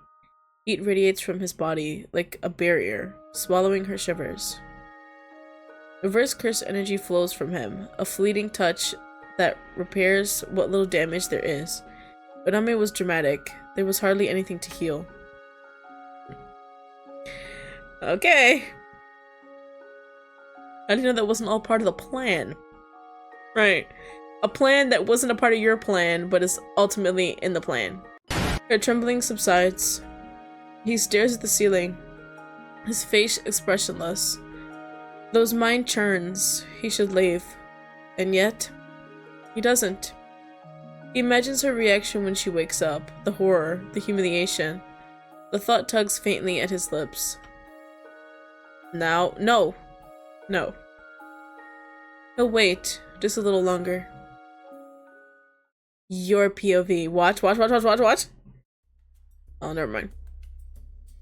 The world is on fire. Flames rage uncontrollably, devouring everything in their path. Sukuna stands at the center of it all, destruction incarnate.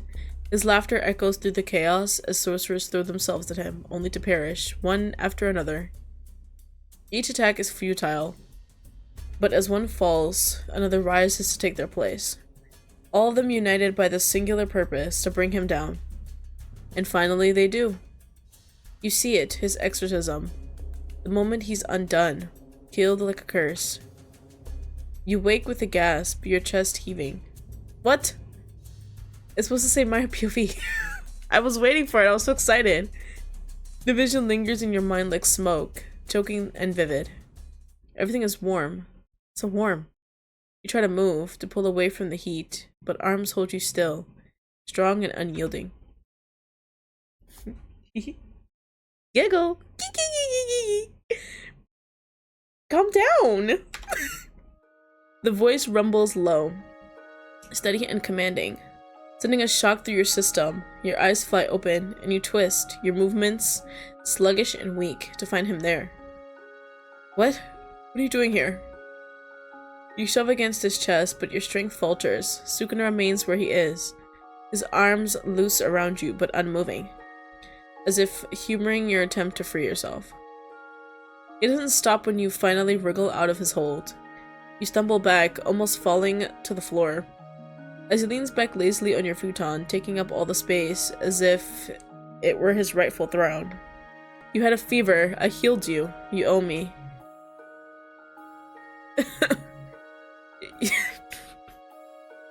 You stare at him, your breath still uneven as the dream flashes behind your eyes. The fire, his laughter, his fall. Oh my gosh, that's what you do? You just say it? Okay. I dreamed about your death. The words slip out, soft and trembling. Sukuna raises an eyebrow, faint amusement flickering across his features. If you continue on this path, it'll end in your ruin. It's true. It's really, really, really true and sad. But it's something that has to happen.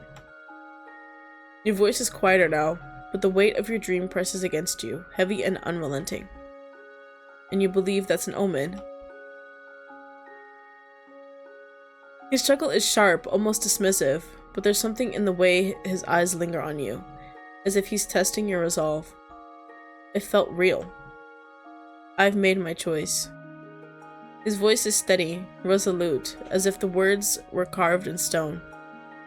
If I ever lose, I'll accept it and move on. But until then, this is the path I'll walk. It's too late to turn back now. He pauses, his gaze never leaving yours. I won't change, not even for you. Oh, that's fine, I don't care. I don't care about that. At all. The honesty in his voice is like a blade. It cuts through the silence, leaving behind a truth you can't deny. He's chosen his path, one paved with destruction, blood, and ruin. And now the choice is yours. Will you follow him into the abyss?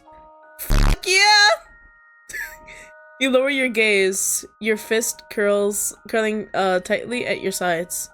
The thought of leaving tugs at the edges of your mind, but you know you can't.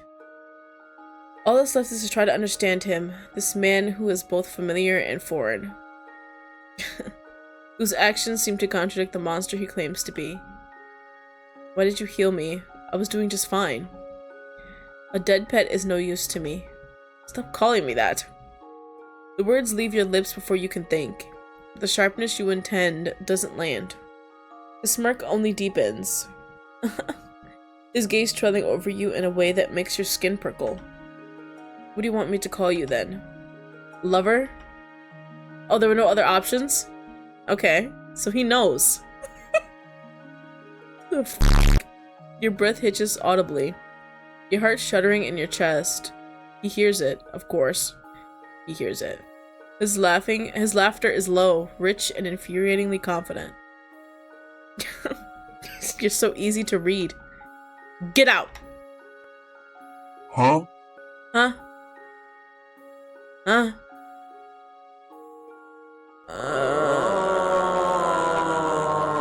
I will call you that word. If you prove to me that's what you want. His voice is impossibly soft, a velvet thread wrapped in steel. Not with your poems, not with your silence. He leans forward just slightly, enough for the heat of his body to brush against you. Guys, once again, show me. The space between you feels suffocating. You're frozen, caught in his gaze, and every nerve in your body screams at the closeness. Your breath quickens as your eyes flick to his lips, then away. Your skin brushes under his scrutiny. The heat of his body radiating towards you like a flame you can't resist. He doesn't move. He's waiting for you to make the first move, to come to him willingly, and you hate him for it. Sort of. You hate the way he's stripped away every defense you have, left you raw and exposed, until there's nothing left but the truth you don't want to face. Your fingers twitch at your side, hesitant, uncertain. The silence stretches unbearably, the tension thick enough to suffocate you, and yet you know the only way to end it is to move. Finally, you do. Your hand brushes his knee, tentative and trembling. And even that small contact feels like a spark igniting something deep within you. His gaze sharpens, his lips curling into a faint, knowing smile. Go on. His voice is low. Almost a whisper, but it's enough to send a shiver down your spine. Stop it? Or fine. Want me to show you? Then I will! The defiance in your voice surprises even you as your hand slides higher. Deliberate but trembling, your eyes lock with his, unwavering despite the heat coursing through your veins. You shift closer, your knees pressing onto the futon and your hands find his chest. Tracing the lines of his tattoos, the heat of his skin searing beneath your palms. Still, he doesn't touch you, he watches. His expression unreadable, but his eyes never leaving you. You lean in, closing the distance, and press your lips to his. The kiss is hesitant at first. Testing. Testing. Testing! But when his mouth moves against yours, fierce and demanding, the last of your hesitation crumbles. You don't know if it's anger or longing, but the need to close the distance to feel him consumes you entirely. Wow. I had a feeling it was coming. For the first time, Sukuna moves.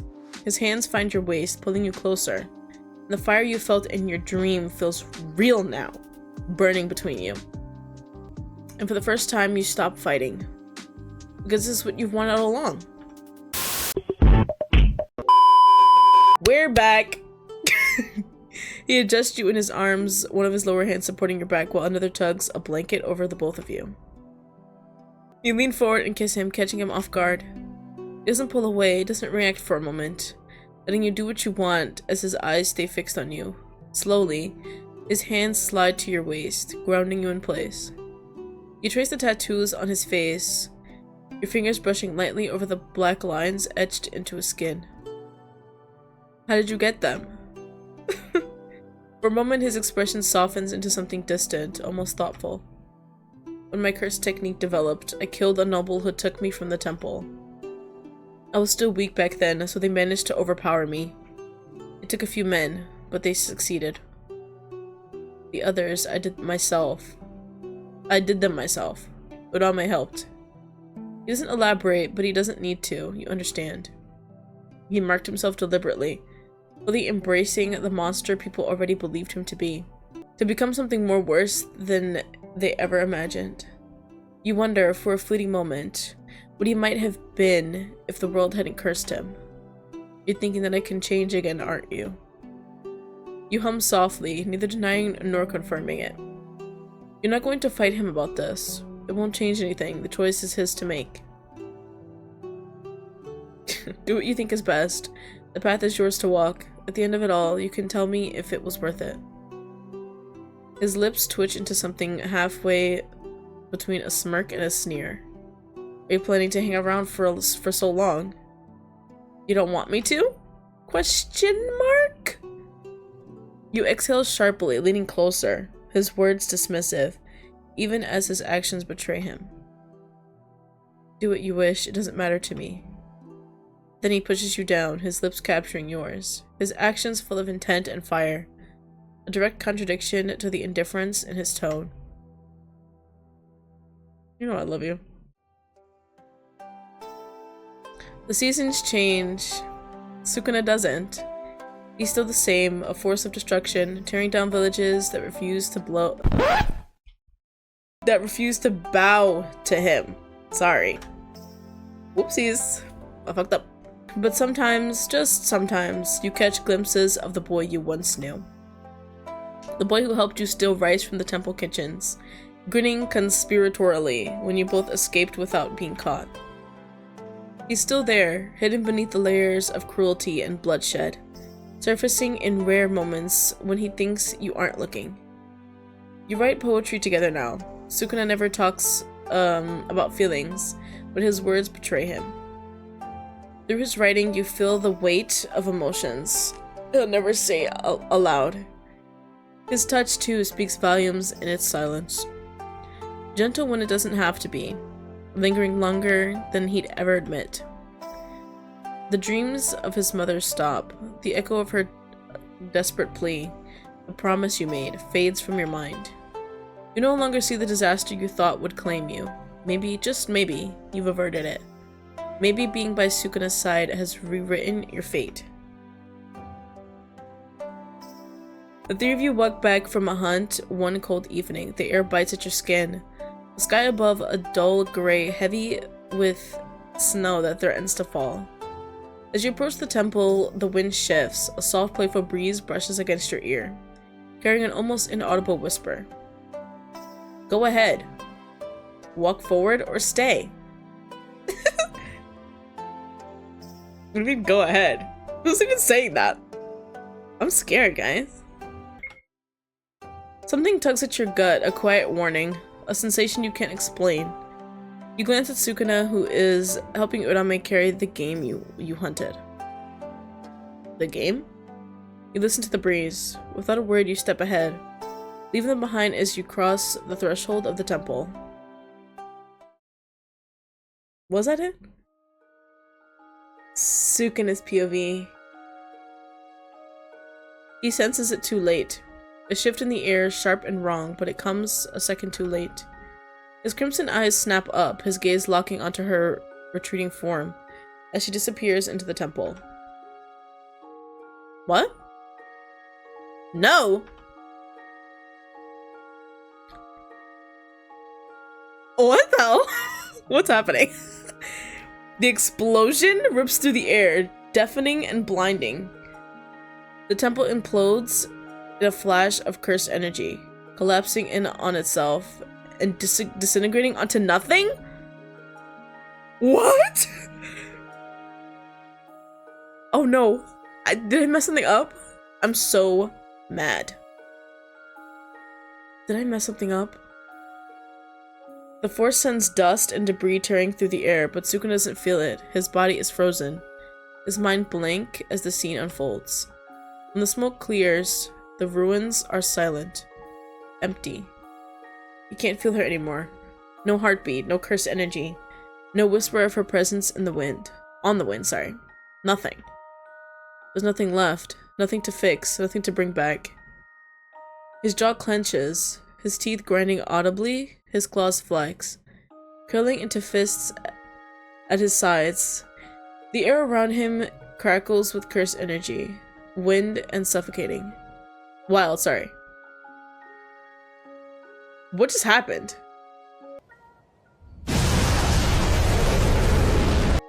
Master. Urame's voice is soft, uncertain, their usual composure slipping, but Sukuna doesn't look at them. The last human part of him is gone. The last warmth he didn't realize he still carried. The last piece of himself that wasn't a monster. And isn't this what he wanted? Wasn't this the plan all along? To sever that tie?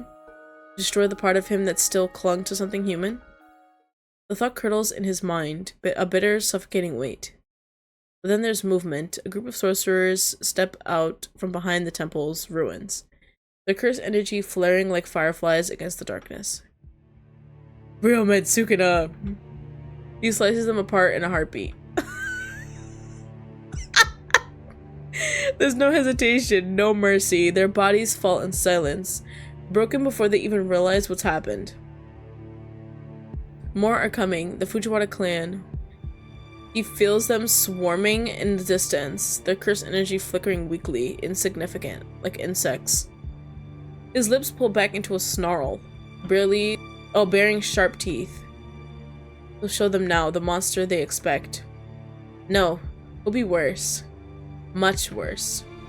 His hands rise slowly, deliberate, sorry. They are around him, trembling under this sheer weight of his cursed energy. Uh-oh. Not the domain expansion. The words reverberate like a death knell. Low and final. It's Malevolent Shrine! It's my favorite. I love it. Sukuna closes the book in his hands. The weight of its cover, the delicately scrawled verse inside, it means nothing to him. Poetry hasn't made him feel anything in a long time. I can't believe I killed myself. I'm so stupid. What would happen if I stayed? Not since she died. Oh no, was I supposed to die? No way. Stop it. He made sure there wasn't anything left to feel. He submerged himself in it in hatred and malice, in cursed energy so pure and vile that it drowned the lingering remnants of her warmth. He took baths in it over and over until every shred of humanity she left behind was scorched away. Now even the wind brushing against his skin barely reminds him of her.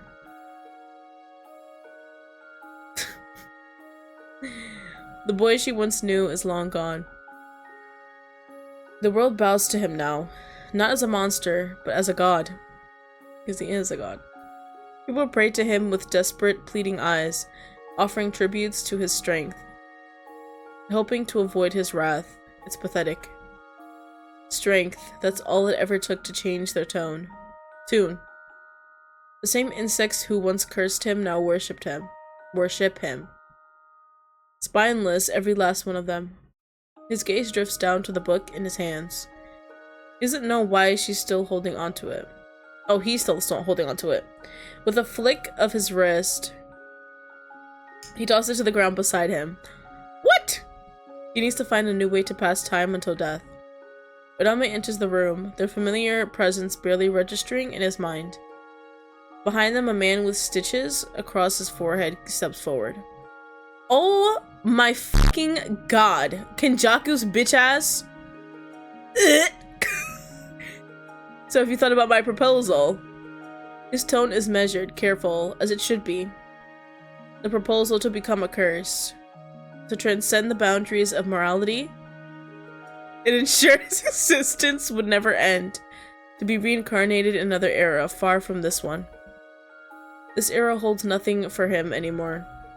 He leans back, his gaze drifting to the empty horizon outside the temple window.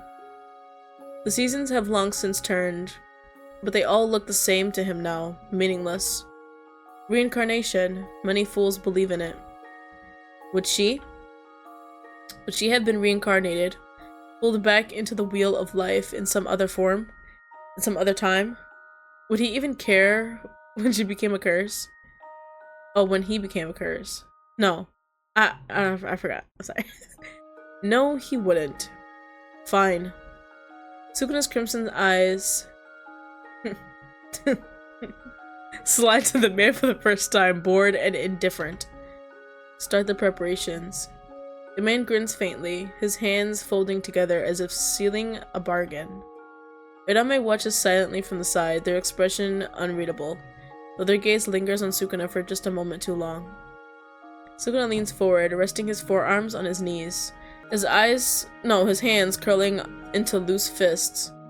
Part of him that once would have cared is already dead. Damn! I was supposed to die. 1,000 years later. Sukuna finally knows what death is. What defeat is. After so long, the weight of immortality is gone. And the endless fight is over. Like he told her so many years ago, he'd change his path if this day ever came. And so he follows north with Urame, walking through the endless darkness, leaving behind the ruins of his past existence. The path stretches ahead, endless and silent, but Sukuna isn't burdened by it. The weight of his life, the blood, the destruction, the empty victories, feels lighter now. He glances at Urame, their presence steady and familiar beside him. His arms rest across their shoulder, their steps synchronized in the void. Do you think she'd be happy if she saw us now? His voice is quieter than usual, the question laced with something almost uncertain. Urame looks up at him, their expression calm but thoughtful. I think you should ask her yourself. Sukuna freezes mid-step. Slowly he looks ahead. They're waiting. I can't wait to tell my sister this shit, bro. I can't wait. I'll be like, so this happened, and then this happened, and then this happened. Mind blown. They're waiting near the distance stands a figure. His breath catches. An unfamiliar ache blooming in his chest. He looks the same. She looks the same as she did 1,000 years ago, untouched by the weight of time. He steps forward, the pull towards her irresistible. So, did the path you took give you what you hoped for? Her voice reaches him clearly, soft but firm, cutting through the vast silence. Sukuna walks closer, his crimson eyes fixed on her. That ache grows sharper, twisting into something unnameable? Okay, I was right. Did you wait all these years just to say I told you so? Her lips curl into a faint smile, her gaze warm but unwavering. Yes. I would have done this. I would have done the same thing, yo. I'd be like, yo, I'm gonna sit here, I'm gonna wait. I'm gonna wait for this nigga. Just to be like, what did I say? What did I say? I said exactly what happened. And look, it happened. He stops in front of her, closer now, close enough to touch. Are you happy now? So happy. Her smile widens as she steps forward, closing the distance between them. Her hands lift to rest lightly on his chest, grounding him. And something inside him cracks open. Yes. For a moment he allows himself the indulgence of holding her. His arms wrap around her, firm but tentative. As if he's afraid she might slip away. The ache fades, replaced by something gentler. Something he hasn't felt in longer than he can remember, yeah. Urame clears their throat behind him, their tone deliberately pointed. Now what? He glances at Urame, then back at Sukuna. Oh, sorry. Her expression softens, full of hope. Now we start another life. And hope, the universe is kind enough to keep us together this time. Okay, so I was definitely supposed to die. Sukuna pulls back slightly, because why not? His gaze searching hers. He was never one to hope. He was never one to believe in anything other than his strength. But now he hopes she's right. It will be. His voice is steady, final, as though daring the universe to defy him. He reaches out, taking her hand in one of his, and Urame's hand in the other. With a calm certainty, he turns north toward the light. Let's go.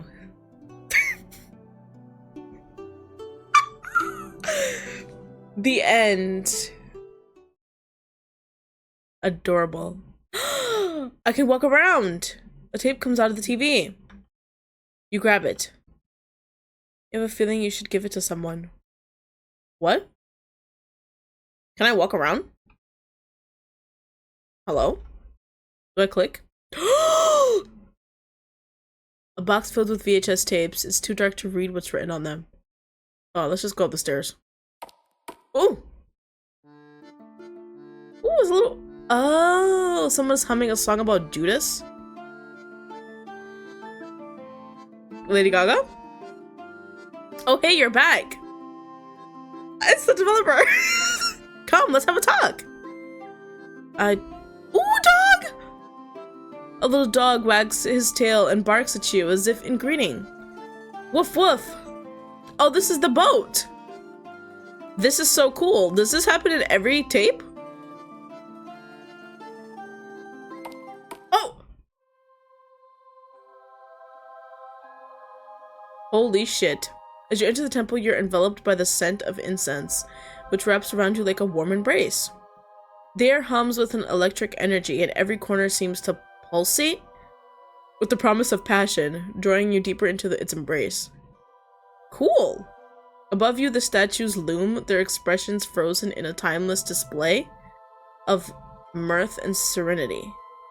Despite the stillness of stone, there's a vibrancy to their features, as if they could wake up at any moment and grant you with lascivious knowledge.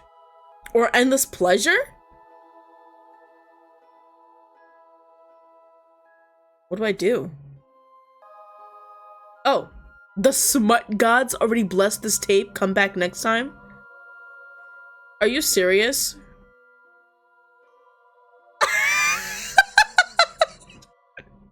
That's hilarious.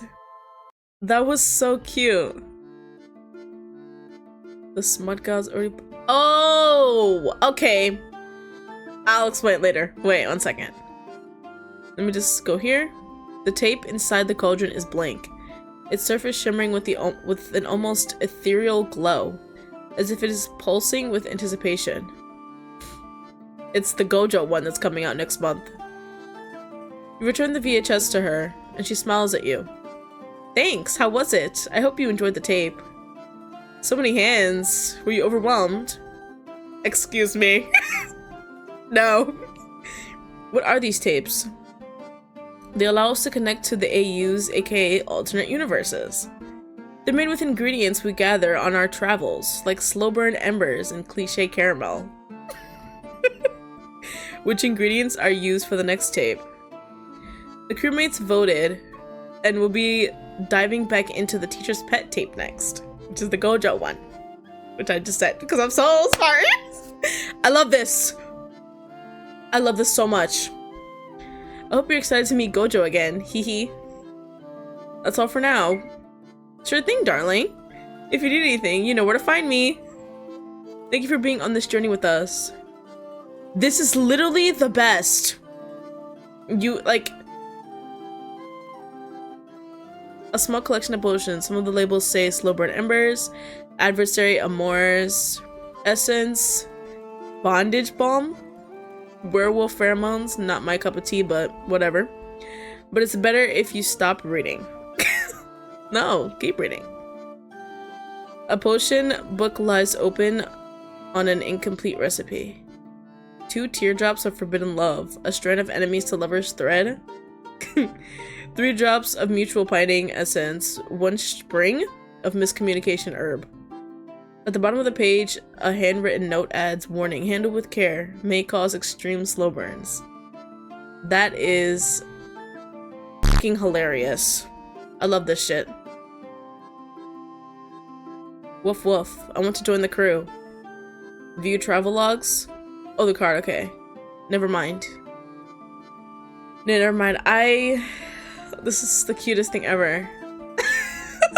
So basically, the temple here, it was for the not paid version. If you go to the if you play the not paid version, you get to go to the temple, you pray to it, and then it'll give you a preview to the paid version.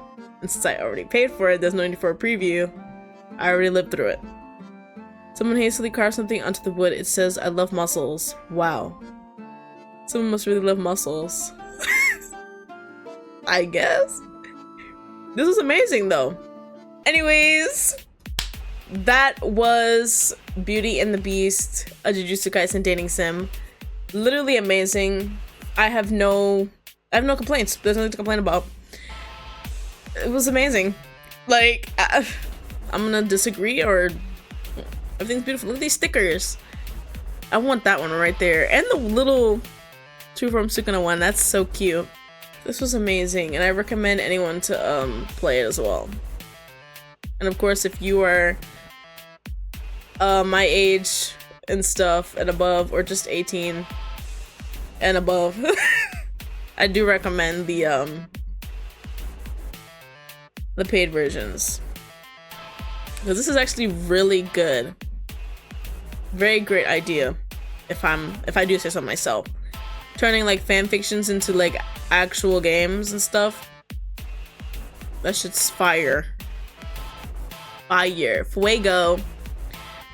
So yeah.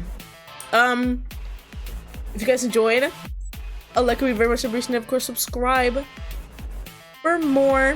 And let me know in the comments which one you got me to play next, because I actually don't know which one to choose first, because there are a lot of options. There's Gojo, Geito, Choso, Toji, and then there's the nigga from Honkai Star Rail Boot Hill. I'm saving for him as well. I can't wait for his rerun. And then Leon Kennedy. So yeah, let me know what you guys want me to play next. And with all that being said, I will see you guys next time. Goodbye, my loves!